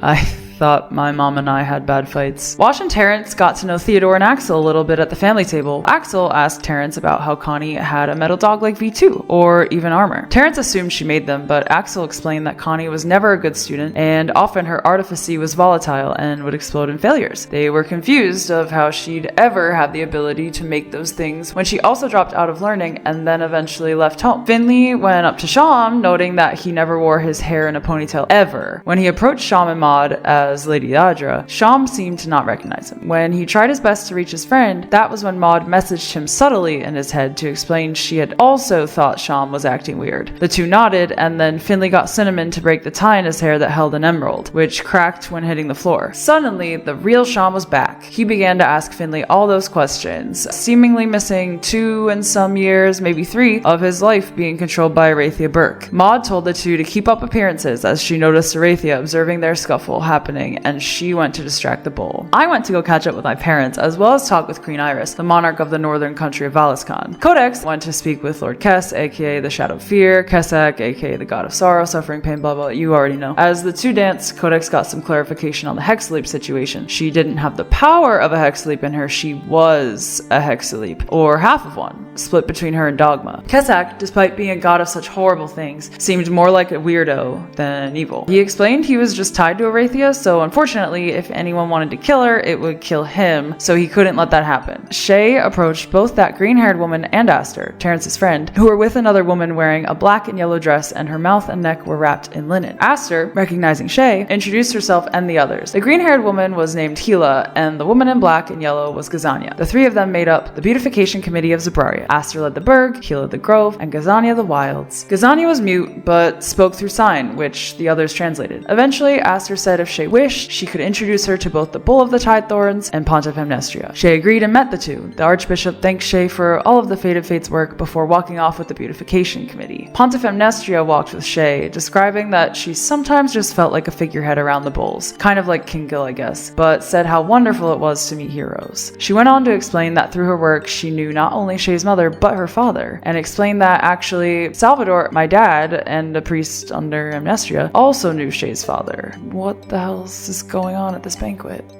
Pontiff Amnestria told me that Salvador Balador, Issa's father, apparently knew my father, so of course I popped by the Fated Fates familial table to inquire what Salvador knew of my father. This ended in a huge revelation that apparently my father Umel, who was a fellow soldier and comrade of Salvador during a war against an eldritch being years prior, was more than just that. He and Salvador were lovers, but my father was killed by the eldritch being, so Salvador thought him dead, which is partially true.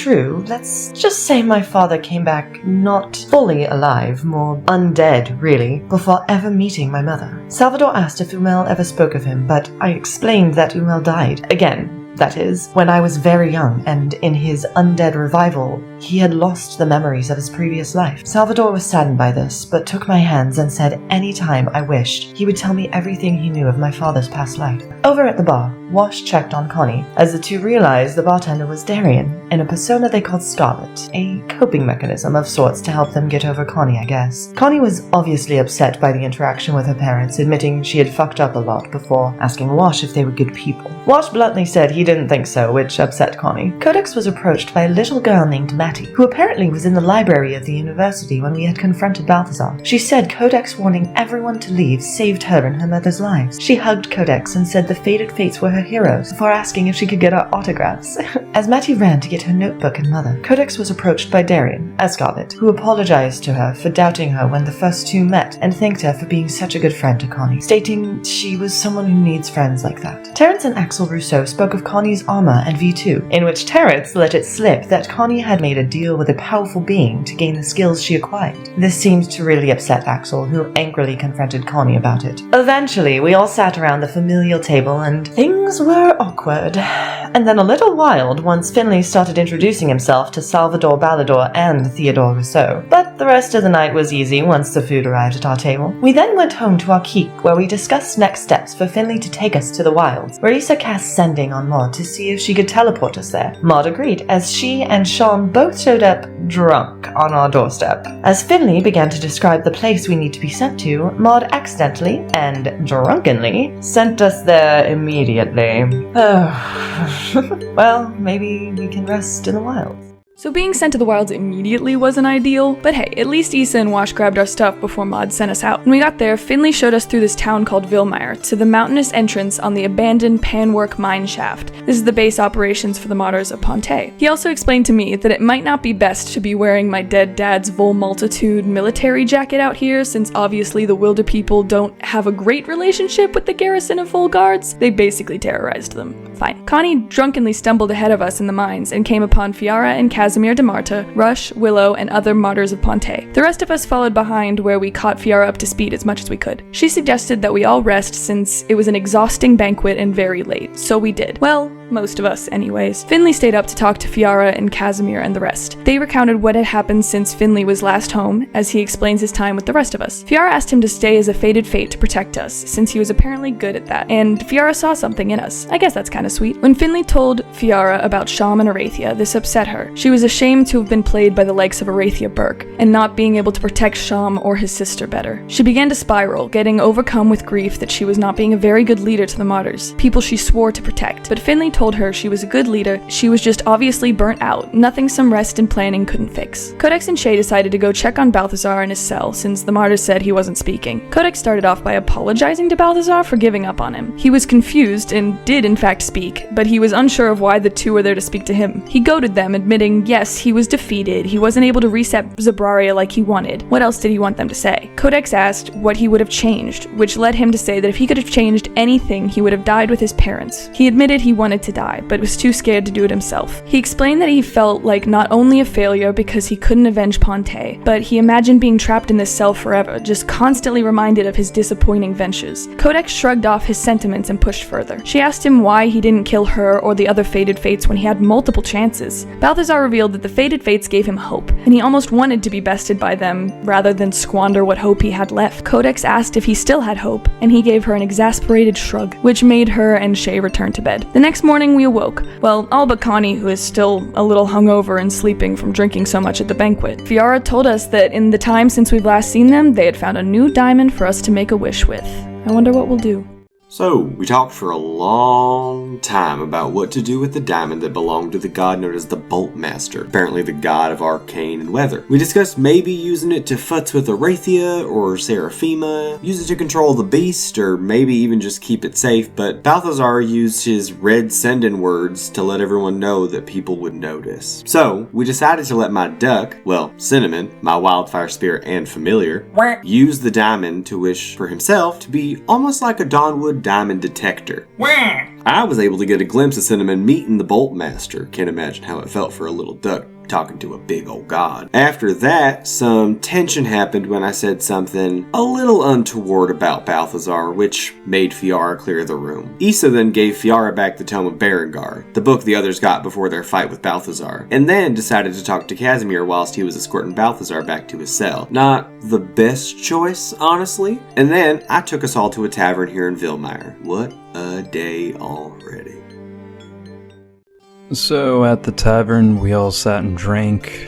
Finley kind of got to tell us a bit more about himself, and we found out Finley's entire family and village in the wilds was killed 50 years ago on the Day of the Red Sun, when the former Bull of the Vol Multitude, Connie's grandfather Tarek Rousseau, came to attack the village. Apparently, garrisons of Vol guards would interrogate and threaten any wilds place that didn't comply. So when Tarek Rousseau threatened to take the ancient rites and secrets from the Igniskal Flame Druids, Finley's mom honored the Druids' creed to destroy the rites before ever letting it get to the hands of the corrupt. This, however, caused the entire village to blow up with everyone in it and around it, including Connie's grandfather. Finley's mom was only able to make sure that Finley himself survived and somehow stored the rites in him. His village was called Doshan Moor, which prompted some random dude that passed by our table to mention that a fight club was now set up in a crater over there. This set not only Finley off, but me too, since this guy had the same tattoo of jagged teeth I warned Codex about. Basically, long story short, that gang that has this tattoo is responsible for taking my parents away from me. So Finley and I both had reason to go to this fight club. I tried to follow the guy out, but apparently I scared him off. Who would have thought throwing a dude in a table would do that? As we got back to our tables, Issa asked Finley to air the apparent grievances that he had with us. He mentioned them when we first met, I guess. He listed them off, and to be fair, I see what he meant. We weren't and still aren't the most welcoming group, but he said he wanted to be friends with everyone since he'd be sticking around for the foreseeable future. Then Cinnamon had a vision. Apparently the little guy saw an image of the jagged teeth tattoo with 3 Dawnwood diamonds in its mouth. So that solidified the fight club had to be our next stop. So we all went to the mines since we couldn't go until Connie was up. When we got back, Fiar pulled Finley aside and apologized for being brash with him after his comment towards Balthazar before. The two talked it out, and then Fiara asked if Finley could tell Codex to meet with her. When Codex met with Fiara, she began to unload all of her guilt for causing so much of a mess for Codex, the Fated Fates, and much more, apologizing a lot and explaining she never wanted to be a leader of a rebellion. Codex accepted her apologies and sympathized with her, saying she shouldn't shoulder all of the responsibility herself.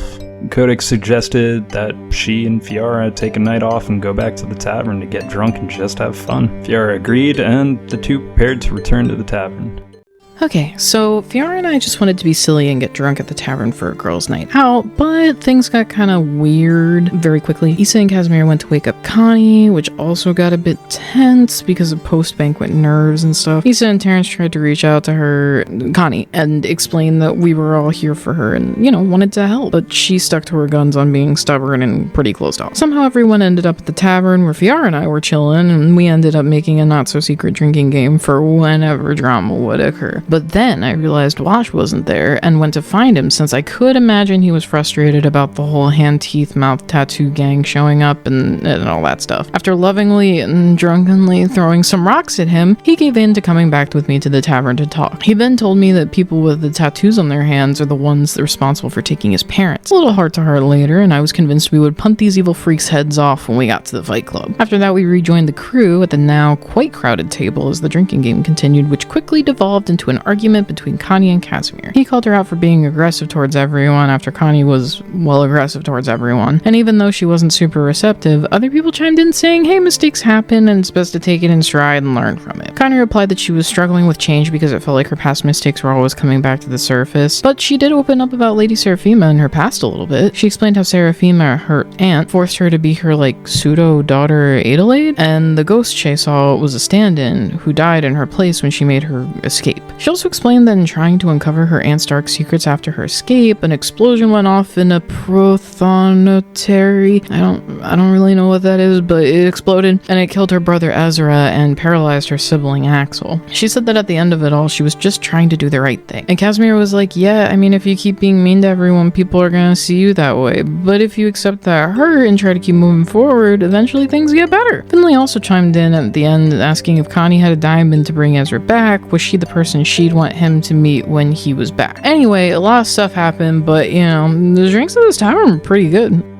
Well, let's just say Connie needed a little bit more of a talking to about her attitude towards everyone in her family. She continually thought I was saying she was a bad person, which is not what I meant. I just wanted to know that she'd maybe try to stop lashing out at everyone and grow from her mistakes, because otherwise, how are we supposed to help people if we aren't ourselves being helpful? After that, we all ended the night with, I think, a little bit more togetherness as the Fated Fates. Also, Terrence apparently drunkenly confessed to Shay that the first person subject of his serums was his mom's ex-deadbeat boyfriend Dominic. The serum made him explode, which is what Terrence was kind of hoping for since Dominic was horrible to him and his mother Estella. The next morning, we made plans with Fiora and Casimir about securing the 3 diamonds that Cinnamon saw in his vision. They helped us prepare before the 7 of us Fated Fates began our march to the remains of my old hometown of Doshin Moor. On one night of our journey, while Shay and Issa were taking watch, on top of a large hill in the distance, they saw the figure of the beast. Shay woke us all up as Issa began talking to the beast, which prompted it to rush towards her. For Issa, however, time began to slow, and she was apparently visited by her many great-grandmother of sorts, a purple tiefling as well named Vivica, who warned her that she needed to be more cautious, and to help her descendant and the rest of her friends, gave us this arcane eye over our foreheads that would somehow help us on our journey. A type of foresight or something? With Vivica's eye, Issa just barely stepped out of the beast's way. Well, not fully. She got clipped pretty bad. Once it was out of sight, we began to pack up camp to run, but were interrupted by a vision from said eye that showed us that Gazania woman from the banquet getting her throat ripped out in the wilds. It was confusing, but we had to focus on leaving and healing Issa. We were cautious for the rest of the journey as we discussed theories about the beast before we made it to the edge of Doshin Moor. I'm gonna be honest, it looked horrible, set up with shacks and other just awful decor with a large post sign that read Cow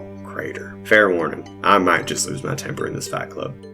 Cow Crater. Finley should have ripped that guy a new one. After that disrespectful welcome, we learned that the Falso Ivories, the gang that took Wash's parents, were there with the Funders, who we later learned to be 2 of Lady Seraphima's posse, Mr. Bralgrim and Lady Brycea, and they were donating a diamond as the prize for winning the fight club. We got paired off by a bartender, me and Wash, Connie and Shay, and Terrence and Codex. Finley was by himself and up first. He killed his opponent expertly after they insulted his mother and Doshin Moor. Connie and Shay agreed to not deal killing blows to their opponents, but were eventually bested. Wash and I got our asses kicked, and I almost died, but I'm told Codex threw an ashtray from the upper deck and, once again, saved my life. It was her and Terry's turn next, and they were fighting these Echo Knights. Definitely didn't seem fair. Fun to watch though, and Codex won after Terrence was disqualified for using enhancements. But then Felarum Dark Fury showed up. I thought he was just some guy in Seraphima's entourage. He entered the arena to the surprise of Bralgrim and Brycea. He sliced up 2 Falsos with shadow blades that were actually his hands, and then, I think he siphoned their blood into himself. And then we had a quick confab with him and learned he is apparently from the Grove. And he told us he wanted the diamond even though his boss donated it because he knew it was a wish. And then I blabbed that it was connected to a god, which I don't know if he knew at the time, but he definitely does now. Anyways, long story short, Dark Fury is about to face off against Codex and Finley, our only champions, for the diamond. They agreed not to kill each other. Shay, Connie, and Wash are going to try and find the diamond while they fight. I'm supposed to help Codex and Finley win from a distance, and Terrence is grabbing us popcorn. Oh fuck, what are we getting ourselves into? As Finley and Codex stood across from Dark Fury in the ring, Connie, Wash, and I had to heckle and fetch quest the guards below the ring to gain access to the room we believed the Diamond of Chaos was located. Issa eventually joined the fighting, poking the bear more, I fear, as Terrence and Cinnamon came chasing after us to where the diamond was. The room the diamond was held in was empty except for a single area of magical darkness where we heard scratching of the talons of the beast of the wilds. I wasn't going to let that stop us though, and I reached for the diamond. Suddenly, I was in a cosmic space where I met the god of chaos known as the 4 variant, who explained that me touching the darkness was unfolding the reality of me. I was being lost to the shadows. In the ring, Codex, Finley, Issa, and presumably Dark Fury's magics were being infected by the diamond's chaos. Codex had no time to realize her magic had returned, as all of them were consumed by volatile magic in the fight. At a point, Finley twisted his shillelagh whip around Codex and threw her at Dark Fury. Even though his powers seemed better than the 3, he still said he would submit to them. However, Codex told him to kneel, which prompted a vision just she saw of Dark Fury turning dark, with red hands outstretched all around her, saying he'd never kneel to an ant, calling her weak and small before one of the red hands reached out at her and said her light was out, before she lost touch with her magic again. Finley helped Codex up as they and Issa found the others beneath the ring. For the others, they stood there not knowing what to do as I was morphing into shadows. Finley decided to cast daylight, but that prompted the beast to rush away before being seen, and the sound of tearing flesh, viscera, and screams was heard upstairs. I came to, and Wash carried me as we all escaped a now massacred cow crater. We made camp at night in the wilds, but the beast was after us and in an instant grabbed me and the diamond, whisking us away. The other fated fates were shocked, to say the least, before they contacted Fiara and Casimir for help. They explained everything to them. Willow and Rush were on the hunt to search for me as the D'Amatas took the rest home. From Dark Fury, they knew Seraphima had already donated the other 2 diamonds to a skin ball tournament, and said that would be their next point to procure the diamonds, as the Chaos Diamond and I were being looked for. The first night home, Fiara pressed Connie for all of the info she had on Seraphima and her entourage to prepare, which brought out the information that Seraphima had a glove, much like Balthazar's chalice, which she used to steal blood and maybe make wishes with. That night, Codex had a nightmare about the bloody red arms, prompting her magic to surge and return once more. The next morning, Codex suggested going to the 4th precinct to find her gym coach and trainer, an Asama named Eunomia. She told them teaching them skinball for a massive tournament in a month would definitely be interesting. So Shay woke up all groggy in where she assumed was the Grove. In the distance, she saw 4 figures arguing over the Chaos Diamond, seemingly the Beast of the Wilds and 2 others that were similar, one with vines covering them and the other holding a teacup? The 4th being didn't seem to be a beast per se, but held the diamond and seemed to have the most authority over them all. They had multiple blood-red appendages and seemed to leave with the diamond. As the 3 beasts turned to Shay, Willow appeared and scooped her up, running her the hell out of there. The Martyrs and Shay explained everything when the rest of us came back from skinball training with Eunomia. Skipping ahead to Zaharvest, that's our New Year's holiday, most of us just spent that time with family. The biggest thing that happened during the break was that Connie left me a note saying she had to take care of things alone and that she might not be back. She left me V2, her armor, and instructions for her pact with Chartreuse if I wanted to continue it. That is, if she doesn't return. I told the rest of the fates, and let's just say, it left us all kinda glum. After the holidays, we got in the mindset of nothing but skinball, skinball, skinball. We cleared the round robin and made it to the top 4 for the semifinals. The teams were us, Axes and Arrows, the Gore Drinkers, and most notorious, yet most popular, Maidenless Behavior. The games were tough, but Shay was definitely our MVP in the first game against the Gore Drinkers, getting us into the finale game against who other than and maidenless behavior. Their behaviors were huge dirty cheats, but still, we beat them. Though it did cost Finley his life. Issa used hold person on the behaviors team captain, which resulted in her sword going through Finley's neck as he scored the winning goal. As the stadium filled with raucous cheers, we were all panicking trying to find someone to heal Finley, but all the medics were gone, assumedly Seraphima's doing. Codex managed to connect to one of the 2 diamonds offered as prizes for the tournament, and met the Immolator, the god of change and sacrifice. With her help, Codex used the diamond to wish Finley back to life. She tried to wish his family back too, but that didn't work apparently. As we had a tearful team hug for Finley's resurrection, we were interrupted by Seraphima, who had the other prized diamond, and she said she'd be keeping it as payment for being our patron. She also informed us that she had Connie and threatened her life if we tried anything, which Shay did, and revealed that the diamonds make wishes, so that's just great! Now Seraphima knows that, and can definitely use it against us. I fucking hate this bitch. Okay, so we got back to the White Castle after all the skin ball stuff, and our house staff and friends and family were like, yo, let's celebrate your win! And all of us were like, okay, fine. And then Dogma, Yelena, and Hal talked about Shay being taken by the Beast and had some info about the half and half hex sleep stuff. And long story short, we all kind of just said, let's schedule a meeting for the next day, because it's a lot. Later, Sean told us that he and Ma went snooping for things that Arathia did while puppeting him and figured out through one of his ledgers at the Rag that some precious gems were given to Seraphima by Arathia, which is like big spooky. Fiara also said that the Rousseaus have always had some like freaky, mysterious benefactor or something. I don't know. Anyway, Issa and Casimir had a weird convo about how at the skinball match, Kaz disguised himself to look like Brysea and then went to Alona and was like, yo, give me some info. To which Alona was like, yeah, Wash's parents used to be friends with Seraphima, but then lost favor somehow and were also betrayed by you, Brysea. And then Casimir was also like, by the way, Issa, your parents are being tracked by Arathia, but I can't really do anything about it unless I go to the Onyx Obscurity, which is like the opposite of good. Issa wasn't super happy about any of it. Fiara and Finley teleported to the wilds to see if they could yank any info out of Balthazar, and he was like, sure, if I can go and roam the area for a night outside my cell. And they were like, okay. So, Finley takes Balthazar for walkies and ends up asking him questions about the rights his mom left him and stuff like that. The next morning, we sat down to hear Dogma's presentation about all the stuff we had, but out of nowhere, we all got body swapped with some goblins, and we're now in the Dungeon of the Polished Wall. Suddenly, boom, we get a vision from Viveka's creepy eye thing that shows us the Dawnwood and like some kind of war going on probably in the past. And then there was like this evil Dawnwood that got destroyed and left these like 3 people and another wearing some kind of dress. Like, I don't know, man, this is all getting so weird. It's weird.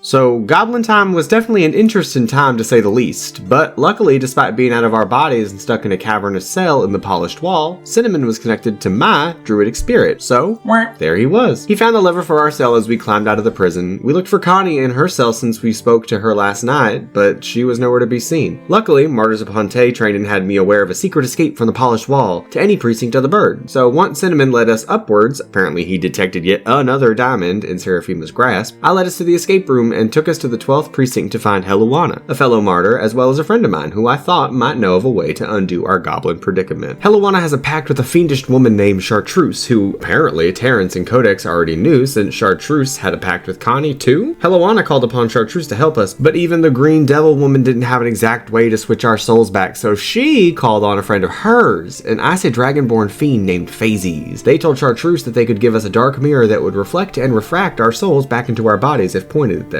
as long as Chartreuse gave over half her soul contracts to Phazes. Chartreuse agreed as long as Terrence made a pact with her to continue Connie's work. Guess Connie's refusing any kind of help from Chartreuse with her current situation. We sat with that for a second and came up with a game plan as Issa got a vision from Viveka's eye showing Arathia possessing and puppeting Casimir the night prior. Meaning, Arathia heard all of the info discussed at Dogma's meeting relating to the beasts, the grove, and whatever else we missed since we were body swapped. Issa told us of the vision and then with Heluana's help casted Sending to contact Fiara to get help. When Fiara arrived, she let us know that apparently our bodies, our friends, and our family that were at or around the meeting yesterday all went to the Polished Wall when invited by Seraphima. Fiara then used Scry to see a possessed Casimir approaching Darien, which is when Wash informed us that they used to work for Arathia. That led us to assume Darien might have given over a new Dawnwood diamond from the Onyx Obscurity to Seraphima, without knowing the diamond's abilities as a bargaining chip to release Connie. Fiara suggested that she, Heluana, and the rest of us save Casimir and Darien before going to the Polished polished wall, which resulted in a lot of interrupting and backlash from Wash and Codex for some reason. But we all eventually agreed having more backup was better, so we did exactly that. And after removing the Arathia-possessing gem from Casimir and catching Darian up to speed, we teleported to the polished wall where Seraphima was waiting for us. She had Connie trapped, a diamond in hand, and our friends and others' families killed to show us she meant business. Needless to say, we are so ready to destroy this bitch.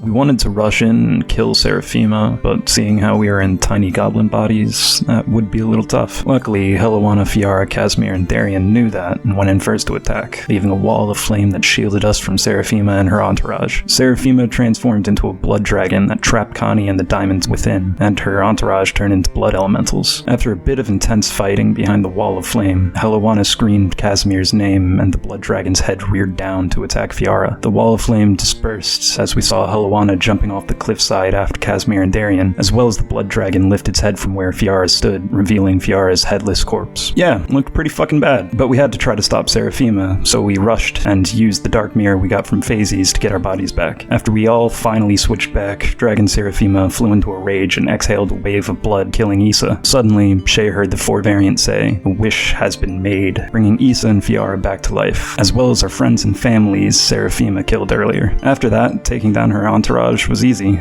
but Seraphima was tough. Codex tried polymorphing to protect us as a massive crocodile, but Dragon Seraphima smacked her down on top of us, nearly crushing Finley, who got saved the last second by Codex's wild magic. We were fighting angry, and with Connie trying to help from inside the dragon, we finally knocked Seraphima down. But just before Codex could deliver the death blow, Seraphima left a mortal wound on Connie. The polished wall began to collapse, and we scrambled to grab Connie, the diamond, and Seraphima's gauntlet, got everyone together, and rushed out just in time. Connie stopped us right outside. She knew she wouldn't survive the wound Seraphima gave her. She told us to bring Ezra back and to let her go. We weren't too happy about this, but Connie told us she was tired of hurting people. She said stopping Seraphima was enough and asked us to respect her last wish. Finley took the diamond and said he'd do it. We gave our goodbyes, and Finley performed a ritual to send her off. Then she was gone.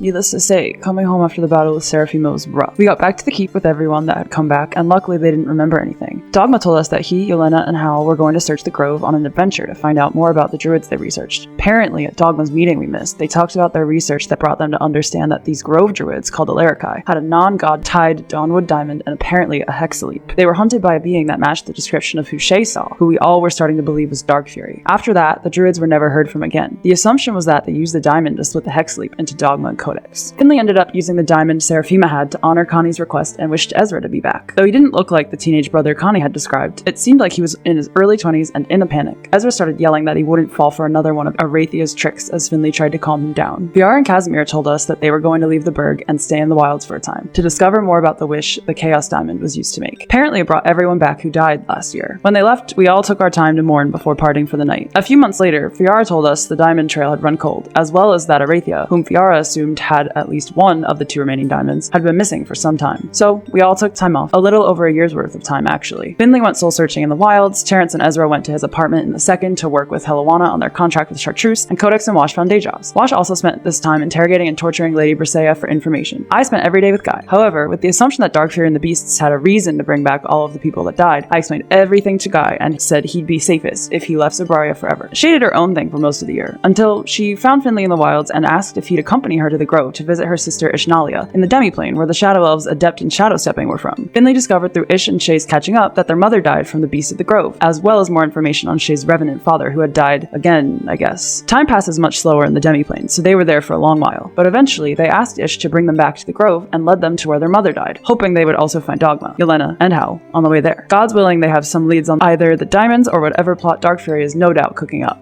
So, the year off was calm for all of us, but of course, it was only the calm before the storm. So, let me catch you up on how this storm happened. Shay, Finley, and Ishnalia found Dogma, Yelena, and Hal in the Grove, and went to where Ish and Shay's mom died, as Team Dogma explained more about what they discovered about the Larakai druids during the year and some. They got to where Shay's mom died, and found a soot-covered area with a dark grey tree that looked wilted. Basically, the Grove team, as we'll call them, put together that the area was not only where Shay's mom died, but also not far off from where the Larakai's druidic lands were. But Ish confirmed that they were more than likely destroyed destroyed by the beast of the grove. Just then, the green-haired woman from the beautification committee, Gila, appeared and was acting strange. Cut to the Red Raven Adventuring Guild, where Sham and Maud told Codex, Wash, and Issa that Fiara wanted to speak to them. Apparently, Arathia was back from being missing, and the modders had Miss Alona, a double agent for Arathia that worked under Seraphima, locked up at Panworks to interrogate. The issue was that she knew that Darien, as Scarlet, became the new bull of the Naramont Society, and if Arathia figured that out, it would spell bad news for our entire uncovering the corruptness of Zabraria plan. As Sham attempted to fix that, Fiara tasked the three Fated Fates to help her with a separate problem, asking who would be the fastest to dodge the beast of the wilds. As for me, I was working with Ezra and Helluwana to give new skills to V2 for tactical advantages. Then Aster, my old friend who all but made me able to make my serums, and also a member of the beautification committee, knocked on my door. Ezra hid and Helluwana left as Aster caught up with me by saying a ton of suspicious things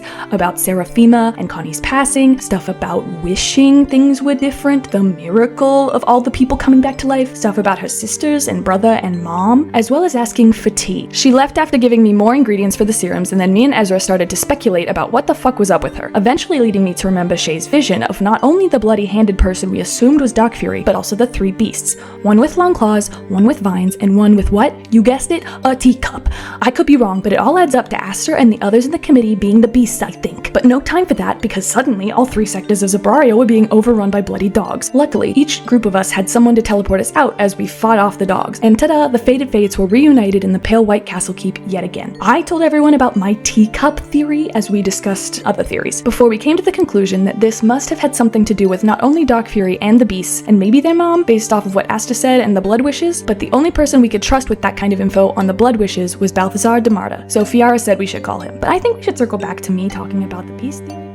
As we waited for Fiara to get a hold of Balthazar, and for things to calm down with those bloodhounds running rampant around the whole of Zabraria, Dogma stepped forward, asking for us to share more about the whole teacup situation, as well as the beasts and Dark Fury, and honestly everything we as the Fated Fates had yet to disclose to all of our allies. Balthazar showed up to our keep during this time. He told us all he knew about blood wishes, Arathia, and these hounds. He said the bloodhounds were people transformed via blood wishes. The theory was Dark Fury and the beasts used the Chaos Diamond to wish everyone back to life to reap more blood via the bloodhounds overrunning Zabraria. We decided to go out and fight as many of the hounds as we could, but when we got out of our keep, they were seemingly gone. Not only that, but we then found out that Dark Fury had become the new bull of the Vol Multitude since the previous bull died during the hounds overrun. We all attended his induction a few days later, and I decided to approach the beautification committee, Asta, Gazonia, and Gila, to gain more information on them. They surprisingly agreed to meet with all of us in the grove later that evening. As we prepared to leave, the Dematas told us that they, Rush, Willow, and even Soom would be going to the Russet Waste to see if they could find one of the two remaining diamonds. We met with Asta, Gila, and Gazonia, and all of our fears and theories were correct. They revealed themselves to be the things we called the Beasts of Zabraria and named Dark Fury, or Salmex as they called him, their brother. They were created from the Dweller, the negative Dawnwood, and were essentially half celestial, half demon. And all of the blood wishes were granted through Salmex, apparently. He was like a diamond, basically, in his own right, powered by blood sacrifice. They told us all Zabraria was to them was a farm they tended to satiate Salmex's hunger for blood and their hunger for violence, something they had been doing since the fall of Ponte. Aster explained that the people of Zabraria were basically a self-automated farm, since for people like the Rousseaus, they were violent without the force shepherding, as they called it, or even Terrence, who wanted to make dangerous serums. They often mentioned their mother, but we never found out who she was. We assumed maybe Arathia. We also discovered that not only did Gila kill my mother, but the Dark Tree was what Gila transformed her corpse into. As well,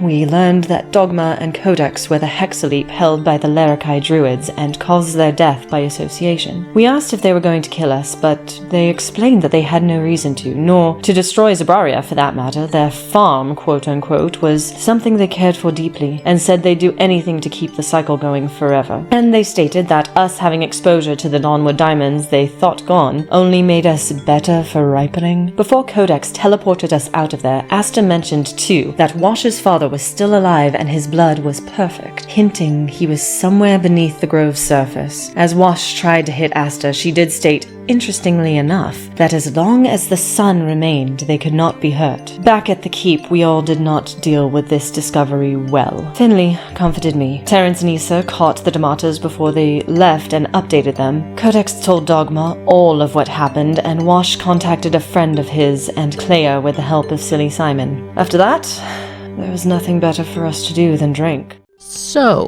we got pretty drunk, and then Shay and Finley were like, let's go to the casino, and I was like, I've never gone, we should definitely go. And Wash and Issa were like, please don't. So anyway, the three of us went and left Issa and Wash back at the keep. Cut to me trying to woo our way into the back room where all the high rollers are, because I saw it in this play once. I think my womanly charms worked because we got backstage passes, and bam, we're high rollers now. We quickly learned cheating was a massive no-no, because these hooded freaks would show up and suck your life force out of you or something like that. I don't really know. Anyway, we were about to party when we spotted Balthazar's 3 nerd minions from before, Celia, Bryson, and Kranar. Yeah, they're back. Apparently, they've found new contract work with the beautification committee to collect blood and stuff. Anyway, Celia made the betting weird at the table by gambling for our blood. Anyway, we caused a bit of a scene and teleported out of there with the weird blood bag Celia had that we yoinked from her. Back at the keep, Finley played Santa and left some birthday gifts outside of our doors from him that he got us while he was on vacay. And then the next day, Darian showed up and was like, hey, since I'm the bull of the Neramon Society, you have to go to this masquerade Dark Fury is hosting. And we were like, but that seems like a bad idea, but I guess we had to go anyway. Some peeps decided to go shopping, but then Issa's parents showed up and she filled them in on everything that was going down in the city. Wash also told me about how he tortured Bryceia and wanted to find his dad, along with the False Ivories gang, and put an end to everything happening there, and I said, okay, let's kick their heads off. Finley went to give Dogma his birthday present and also check in on him too. Then Shay got us rolling out the door to go shopping for outfits for this masquerade we were going to. On our trip, Terrence hit up Gug to get his lantern upgraded, Wash bought a portable hole, Finley got a moon whip, Shay bought true sight glasses, I said why not, and bought an immovable rod, and Issa got more sending stones. We also got masks to look super suave at this party where I'm sure nothing scary will happen at all. As we finished getting outfits ready for the masquerade, Codex and I went to a tavern called the Bloody Mug to meet up with Clea and 2 of my old cut-purse buddies, Dwayne and Dern. I asked if they could help me find out more about where my dad might be held, since Aster mentioned he might be a blood dog. They agreed to attend the masquerade with us and see what they could find out. The Fates met up with them the next day at the Slanted Scale, the pocket of the 12th Precinct, and made that our escape route in case things went sideways. And of course, things went sideways. The Beautification Committee and Dark Fury, or Salmex, who dropped the whole disguise for his true demon form, fucked with us the entire time to show they owned Zabraria. Dogma, Yelena, Hal, and Tanami were also there. Salmex threatened to eat Codex and Dogma while Aster infected a lot of the guests with the perfected version of Terrence's serums. Dogma thought quick and threw a chain of fireballs to give us an escape route. When we got back to the Slanted Scale, we brought everyone up to speed and got another vision from Vivka's eye. We saw child versions of the sisters in Salmex with an obscured mother on a farm. They seemed oddly normal. The mother taught the demon children to take only what they needed and nothing more. We told the others about the vision after it ended, prompting Dogma and crew to see if we could jumpstart the vision. We ended up teleporting to Ponte to try it out. Despite worrying about something bad happening in the process, Dogma pulled it off, and we learned that when the mother figure died, she made 2 wishes for Salmex. 1, that his sisters would be satiated, and 2, that in another life they could live normally away from their demonic origins. Apparently, Salmex only had consumed enough blood for that first wish, and it turned the sisters into statues, leaving him sad and alone. A lot of time passed, and eventually Berengar Bart discovered Salmex, and that a kid can make wishes with blood. So, of course, he used that to destroy Ponte, as Salmex brought back Aster, Gila, and Gazania, but for some reason, the wish corrupted the sisters. We assumed that each wish made began to twist the sisters and Salmex into the beings they were now, most likely due to Salmex's distorted vision of their mother's ideals. And it was a lot, but we figured any info is better than none, and made our way back to the keep.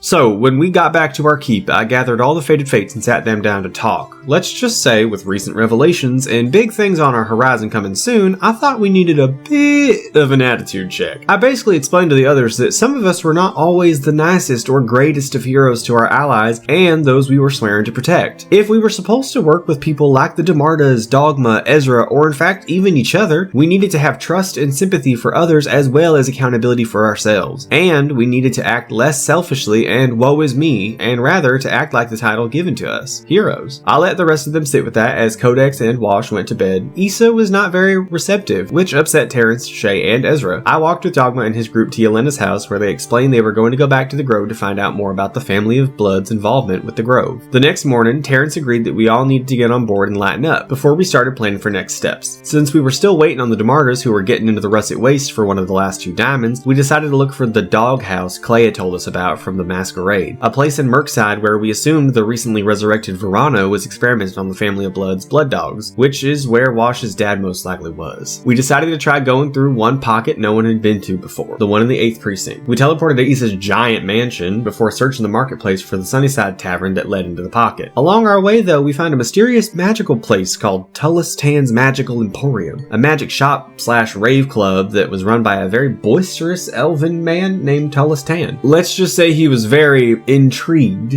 with us Fated Fates and made some offers for, as he called them, tradesy wadesies. Although it is very fun in here, I'm hoping Shay's on the lookout for someone who can get us into the 8th's pocket.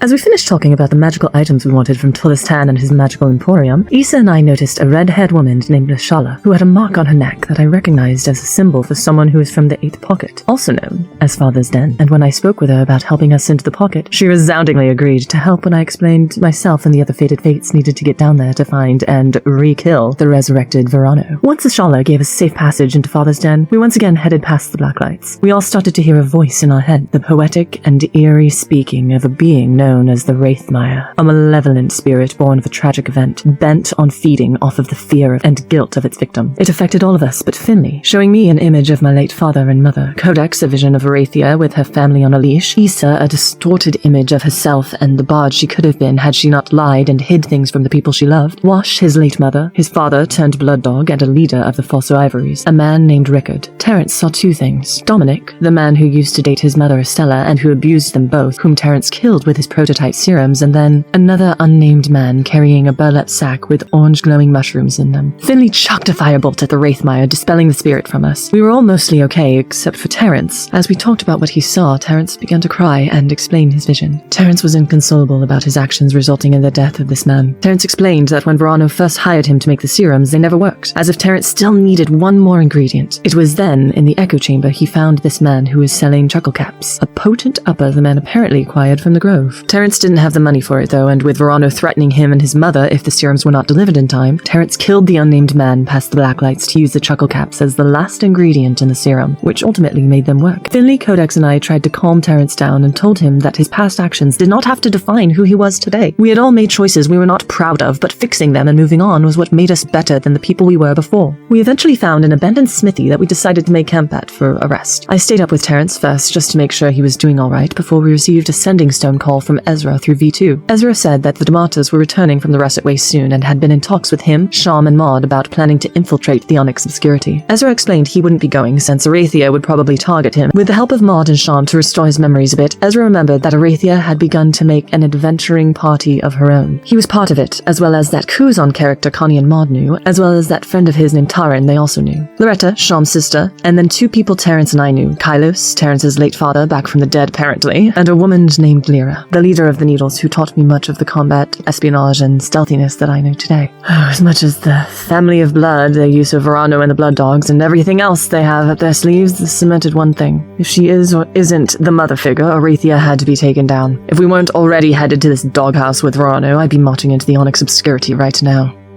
Since we were still resting in Merkside past the Blacklights, Issa decided to contact Casimir to see how the DeMarters were doing on their mission at the Russet Waste. Casimir told Issa to stop using a sending stone before astrally summoning her to a demiplane where the two could speak privately. Casimir explained that he and his siblings discovered something. Much like the Russet Waste had abilities to negate magic, like Russian Willow against the diamond that held the scarred warlord, the Onyx Obscurity and Arathia had the ability to do the opposite, amplify magic, as in allow for sending stones in Zabraria to be used multiple times a day rather than just once, and if Arathia was able to do that, she was most definitely listening in to everybody Riley's conversations. Finley went on a walk around the perimeter of our setup and chatted with Cinnamon via Speak with Animals. They spoke about how he was unable to resurrect his family on the year off we had and wondered why. Cinnamon remembered that the Ignis Cal druids usually had the main druid representing the power of fire accompanied by 4 others representing shadow, light, divinity, and chance, which Finley replaced with runes. Maybe the resurrection rite needed people to help. This made Finley remember that his mother actually had 4 people that she trusted help fill the roles for her and the rite. He realized that the woman who represented the role of shadow might be Shay's late mom. After that, our 2 most quiet characters finally let loose and told all, as Shay and Wash bonded over their traumatic childhoods. The next morning, Shay and I informed the group about our conversation with Ezra, as Issa told us all about Casimir's warning about the Sending Stones. There wasn't really much we could do about either, so we just continued forward in Merkside towards the center to find the doghouse. As we got to the center of Merkside, we used Wash's magical hole that he got from Gug to get into the connecting sewer tunnel where all the reverse rivers led to, seemingly directly into the roots of the Dawnwood above. We followed the sewers until we came upon an area where the blood dogs were being held, and there was a big iron door where some discussion was being had. As we planned to go in, guns a-blazing, we were intercepted by someone Wash recognized, a seedy-looking half-elf named Rickard, who, in all honesty, kinda seemed to be ripping off my look, I'm just saying. He was the leader of the Falso Ivories and responsible for kidnapping Wash's parents when Seraphima instructed him to. Wash was furious and went to hit Rickard, but it seemed that he was being protected by a golden, shimmering magic shield, no doubt from the family of blood. He laughed off Wash's attempt and led us through the door where Verona was experimenting with a version of my serum with some blood dogs. One in particular seemed quite agitated,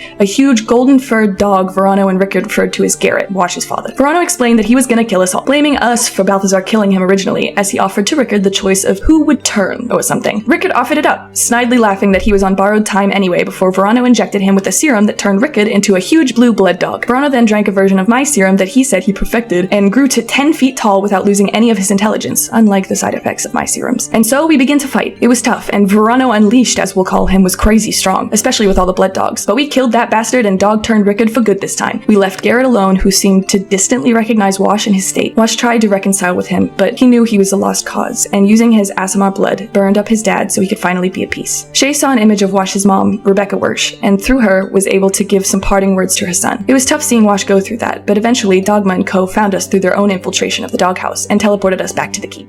So, Felix he went to rest when we got back to the castle, which makes sense. And in the meantime, Finley went to Shay and explained his convo with Cinnamon about the ritual his mom did a while ago, and he was like, Shay, your mom was probably involved in the OG group, and Shay was like, okay, Slay, the next time we're in Dosham Moor, I'll help you try the ritual. Terrence called Ezra on his earring and was like, yo, here's everything that happened, also be careful using Sending Stones because Big Arathia is listening. Then, while we were eating dinner that night, the DeMartis waltzed in from the Russet Waste and were like, let's get this Onyx Obscurity situation moving so we can get that other diamond. We left the other one in the Russet Waste for safekeeping in the meantime. Fast forward a week, Finley updated the DeMartis on everything, so they were in the know. He learned about Levette, Balthazar's past, now dead wife, who was like some aunt to King Gil or something, and the 7 Grand Septim Guilds didn't like her or something, so they offed her, but she was like a paladin of Big Sun Dad, and Arathia knew this and was like, hey Balthazar, now that she's dead, don't you just want to go fucking crazy? And he was like, yes, and then became evil for a while or whatever. And he did all this stuff to try to wish her back, but the wish got fucked up because of Salmex, so instead Balthi just got Levette's powers for some reason. All of this to say Balthazar was down to be the divine role for Finley's ritual. Issa called her parents and was like, we gotta meet with the pontiff because she's technically more powerful than the king, and we need them on our side so we can maybe get their help or someone else's help in taking on Salmex and the girlies. I finally wanted to figure out how Seraphima's gauntlet actually worked. Balthazar was like, 2 heads are better than 1, and I was like, okay, and so we did some weird shit with it and figured out how to possibly use it to separate Arathia from Kesek so she wasn't boosted off the power of a god when we ended up fighting her. By the end of the week, we were told the best course of action was kind of just like kicking in the front doors of the Onyx Obscurity and playing Arathia's weird game, and Maud was like, there's this maze in this diamond room we gotta find, and along the way we need blood, so we got this. So anyway, cut to us walking into the Onyx Obscurity and seeing Arathia chatting with Salmex and the sisters, and was basically like, hey, bye kiddos, and they dipped, and then she turned to us and was like, here's this big speech, and was like, Kesek, give them the death suck, and Finley was like, wait, what if we played a game instead, and we gamble something you want? And she was like, that is so much more fun, yes, let's do it, cowboy. And then the floor dropped out from beneath us and we fell into the depths.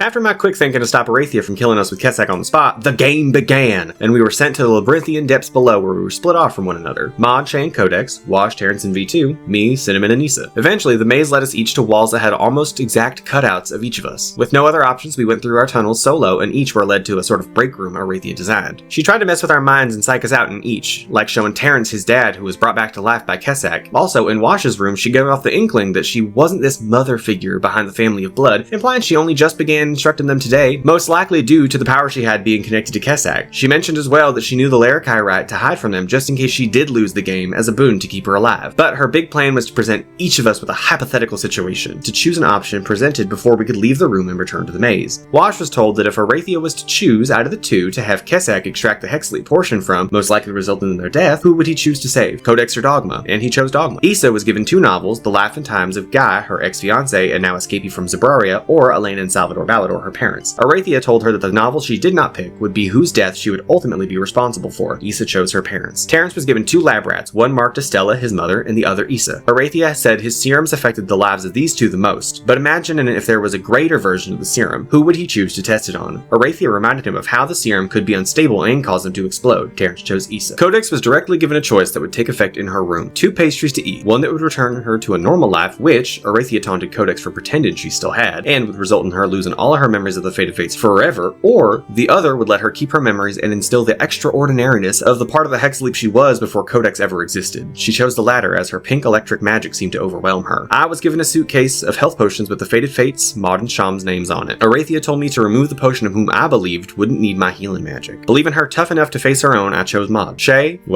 got maybe the toughest choice. Positioned like a block tower game, Shay was told to choose which of the Fated Fates she'd sacrifice to let her and the rest of us get out of the maze alive. Shay chose Wash, but didn't tell us when we reconvened out of the break rooms to discuss, which Issa and Codex did not like. But Shay told everyone to trust she had all of our backs and to trust her. As we continued through the maze, following Cinnamon's scent on the diamond, we eventually came to the room where the diamond and Arathia's hostages were held. She told us the diamond and they would be our prize if we won. As we prepared to fight, Arathia explained the rules of the game, giving each of us magical disadvantages that corresponded with the choices that we made. Codex's wild magic went, well, wild. I was unable to use my magic on Maud. Wash's life essence was tied to Codex receiving any damage she would. Issa was unable to use her bard spells. Shay's choice led to constant hunter's mark on Wash, and Terrence's led Issa to have to resist bloodlust to hit anyone, friend or foe, before attacking. I don't know about everyone else, but I'd really like to not lose this game.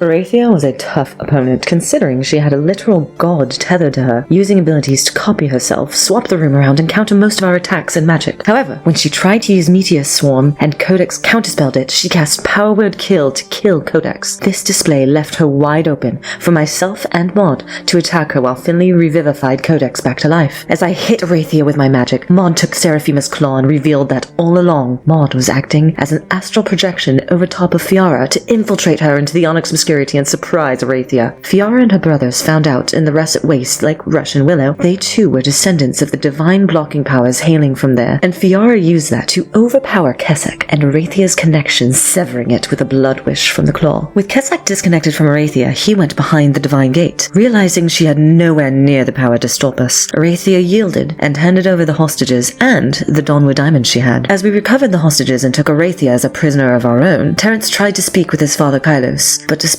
not being lorded over by Arathia and Kessak anymore, he succumbed to the same wounds Gazania gave him when he originally died. But he left Terrence with the final words, saying he was proud of his son. We took Arathia and our friends to a base of meeting, an old barracks and connected prison in the 12th precinct, as we gathered with the rest of our allies. Balthazar was put on guarding Arathia in the prison as Fiara discussed next steps, but not after long she noticed Balthazar unconscious outside as we all rushed over. Inside the prison we were met with a truly horrible sight, the charred body of Arathia in the cell where we were keeping her. Codex saw Selmex and his sisters outside in the distance, where Selmex thanked her for taking out that pest before they vanished. Inside, Terrence noticed that Arathia had left markings in the char on the walls, the right of the Larakai druids to be unseen by the family of blood for 24 hours. That was as helpful as Arathia would be, though, for when I cast Speak with Dead on her, she gave Fiara and I no more information to assist us against the family of blood. Fiara stormed off in anger as Codex calmed her down and encouraged her that we had a real chance to stop the family of blood. Terrence and Ezra also shared a moment here. I won't say much else, but... Eventually, Salvador contacted Issa, saying that Pontiff Amnestria, Archbishop Beerus Azol, and King Gil were at the Auralite Altar Temple to discuss with us the threats to Zabraria. We teleported there with Yelena and Darian in their Bull Scarlet persona. Issa told Amnestria, Beerus, and Gil everything. Even that we wanted to trap the Fair Father in one of the remaining Dawnwood diamonds to remove the power that it gave Selmex, Gila, Gazania, and Asta. However, during this time, we got another vision from Vivica's eyes, showing us who killed Arathia. It was none other than the Pontiff herself.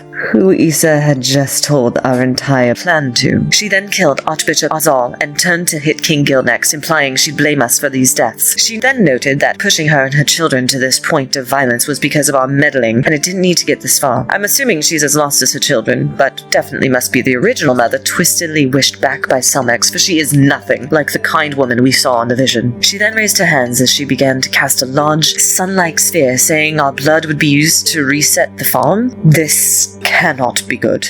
Amnestria, the pontiff of the entire Tidethorns religion and pseudo-leader of all the continent of Zabraria, being the mother of the children of blood, was definitely not something I had on my fantasy bingo card, but here we are. I guess just like how Salmex's wishes made his sisters bad, them bringing back the wonderful woman we saw from those visions changed Amnestria entirely. She was crazy, making a tiny sun above her head and ready to burn all of us until Codex subtle spelled teleportation circle to get us, King Gil, Yelena, and Darian the hells out of Dodge and back to our keep. Once there, we filled in the Dematas and the rest of our allies on what was going on, prompting Fiara to use the diamond from the Onyx Obscurity to wish the Fair Father into the other diamond kept in the Russet Waste, meaning, poof, the sun was gone. Which then made Amnestria release a statement magically to the public in the Burg calling us the Fated Fates enemy number 1, saying we killed the Archbishop, abducted the king, and turned off the lights over the entire world. As soon as Amnestria was done pointing a finger at us, we heard the chaos ensue as the Blood Dogs once again ran rampant around the Burg. We saved as many people as we could, including our friends and family, and we made a plan. Basically, we assumed the family of Blood would be heading to the Dawnwood to seep the power from the only thing closest to the power of the sun, so we had to stop them soon. We gave Darian the Larakai Druid right to go unseen by the family to protect the keep, our families, and other allies who couldn't come with us to the Russet Waste. Hoping they'd be safe there, we left Darian, Codex's parents, Issa's dad, and a few others to stand guard. In our collective, following Fiara's lead, was all 3 Dematas, us, Sham, Maud, Loretta, Dogma, Yelena, Ezra, Heluana, Rush, Willow, and Kryn. Stepping into the fray of the overrun Burg, we immediately saw the Children of Blood as Salmex uttered, "I wish." Issa tried to interrupt him, but that just made Gazania rush at her. After that, it was basically like a blur of running out of the Burg towards the Russet Waste, avoiding the siblings' attacks. We got to the Russet Waste, where we reunited with Soom for the first time since we basically became the Fated Fates. Her mom, Ayessa, got us entry since her dad was like the leader there. We rested and made some plans. The big one being helping Finley in the Ignis Cal rite to resurrect his family because his mother, being much more practiced in the rites, could deter power from the Dawnwood so the family couldn't drain it. As we planned though, we found out what Salmex wished, which was to have Gazania hide in Issa's shadow. Gazania dashed right through the Russet Waste, stealing the last Dawnwood diamond that now held the Fair Father. We followed after her as we saw her give it to Salmex, who cracked and destroyed the diamond, taking the gold wire that held Zaharas and put it on like a crown, and then they teleported away. Kryn went to help the Russet Waste as the rest of us rushed toward Doshin Moor. We knew we had to resurrect Finley's family because the rite we planned would take Zaharas out of the wire and into the Dawnwood, which wasn't a forever solution, but at least they wouldn't have the freaking god of the sun in the palm of their hands. We rushed through the blood dog infested wilds and got to Doshin Moor, where Finley casted the rite and brought back his mother Liliana, his father, 3 sisters, and brother. Apparently they had been watching over Finley since they died, waiting for when the rite would be cast to bring them back. So luckily they didn't need to be caught up to speed. As Finley's family began the rite to transfer the Fair Fathers to the Dawnwood, Shay got a message from Hal saying he and Ish made a path for us to the Dawnwood at the edge of the grove. Rush, Willow, and Loretta said they protect Finley's family as the rest of us rushed through the Burg to the grove. It was a lot of running. The sisters kept stopping us as our allies stayed and fought them so we could keep going forward until it was just us and the Nematas at the Dawnwood. Fiara stepped forward first to confront Salmex and Amnestria as the sisters trickled in. During that time, Finley teleported through a tree to the Dawnwood to finish the rite, slapping his hand down to connect to his family. Salmex's sun crown broke and the Dawnwood lit up. This pissed him off. Salmex wished for Fiara to die and never return, and then wished for Balthazar and Casimir to be in forever comas. And now there's just us, the 6 Fated Fates against Pontiff Amnestria, Aster,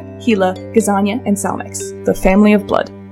Losing their greatest allies before the fight of their life spelled disaster for the Fated Fates against Amnestria, Salmex, and their family of blood. Their powers, even though with the sun gone and the Fair Father now installed into the Dawnwood rather than the gold wrappings of a diamond, were ruthless, using Salmex's blood arms, the sisters' magic, and Amnestria's connection to divine fire to damage the Fated Fates. Though despite the overwhelming power from the family of blood, the Fated Fates were intent to stop those that have determined the fate of all of Zabraria for centuries. There were many close calls. Almost each Fated Fate was at death's door at one point or another, as well as suffering from effects of blindness, paralysis, poisoning, and more from the family. Though when Terry knocked Aster down as revenge for using his science to cause so much destruction, the tides of the battle changed. Amnestria called for her children to fuse with her, promising she'd keep them safe from the Fates as she took them down once and for all, intent on using their blood influenced by gods and diamonds to wish Zabraria back to the obedient farm before their meddling. The pontiff grew 15 feet larger, radiating with the energy of the sun, malformed with demonic traits of Salmex, Aster, Gazania, and Gila. Codex, seeing this, cast Wish to heal her friends seconds before any blast from the combined Amnestria. The Pontiff took energy from the Dawnwood, which seemed to also damage her, but this was used to power a wish she made to burn the Fated Fates with the strength of all the Hells. And they did. The Fated Fates burned from the inside, almost instantly negating Codex's wish and spelling doom for the heroes. But, in a last final-ditch effort, Shay called upon her power to commune with the dead to overwhelm Amnestria with the spirits of all of those whom the Family of Blood's actions had killed, like her mother Ashalia and even Connie Rousseau. As the necrotic force of the ghosts overtook Amnestria, she began to glow bright and hot before she and her 4 children burst back into their own forms, only to be impaled by the broken branches of the Dawnwood. And in that moment, the Dawnwood exploded. The Fated Fates gathered themselves as Finley approached Salmex and the family's bodies, still feeling as though had things turned out differently, they would have not ended up the villains they became. He said he wished they had another chance at a normal life, before the party had a vision of the Fair Father leaving the Dawnwood and all the trespasser gods they had met healed from their discretions before going behind the Divine Gate. The sun had returned over the world. Balthazar came upon the party holding an unconscious Casimir. He survived Salmex's wish via the powers his late wife Levette left with him. Casimir, however, was still affected, and there was no rousing him. 3 years passed as the Fated Fates, the Martyrs of Ponte, and all of their other allies had an uprising against the remaining 7 Grand Septim Bulls to disband their oligarchy to make all sectors of Zabraria better for everyone. They were led by Balthazar de Marta, who truly had changed for the better and sought out the victory his sister and brother wanted more than anything to honor them in their cause. For a year, he oversaw all sectors of Zabraria as the de facto leader until a new government was put in place. After, the Martyrs and even the Fated Fates disbanded. Zabraria had been changed. The burg was now 2 cities, and the Wilds and Grove both finally healing. For Codex and Wash, they began a school and an orphanage and had twins of their own. Issa had reconciled with her parents, looking towards a future she could path out herself away from the Tidethorn religion. Shay rekindled her bond with her sister, Ish, focused on spending as much time with family as she could. Terrence and Ezra, along with Hellowana, finished the pact made with Chartreuse, creating the first living construct being whom they named Ruby. Finley had caught up on time with his family before being asked by Balthazar to help him find something. That something took 5 years. 5 years of searching all over the Eclipsed realms for the shattered pieces of the final Dawnwood diamond Salmex had destroyed via Cinnamon's diamond-detecting powers. And they had found all the pieces before inviting the Fated Fates to attend one final wish. A wish that brought back the Fated Fates' most trusted allies and friends, Casimir and Fiara de Marta, who could now finally witness the sun over Zabraria being a sign of hope for change and better days, thus ending the story of the heroes known as the Fated Fates.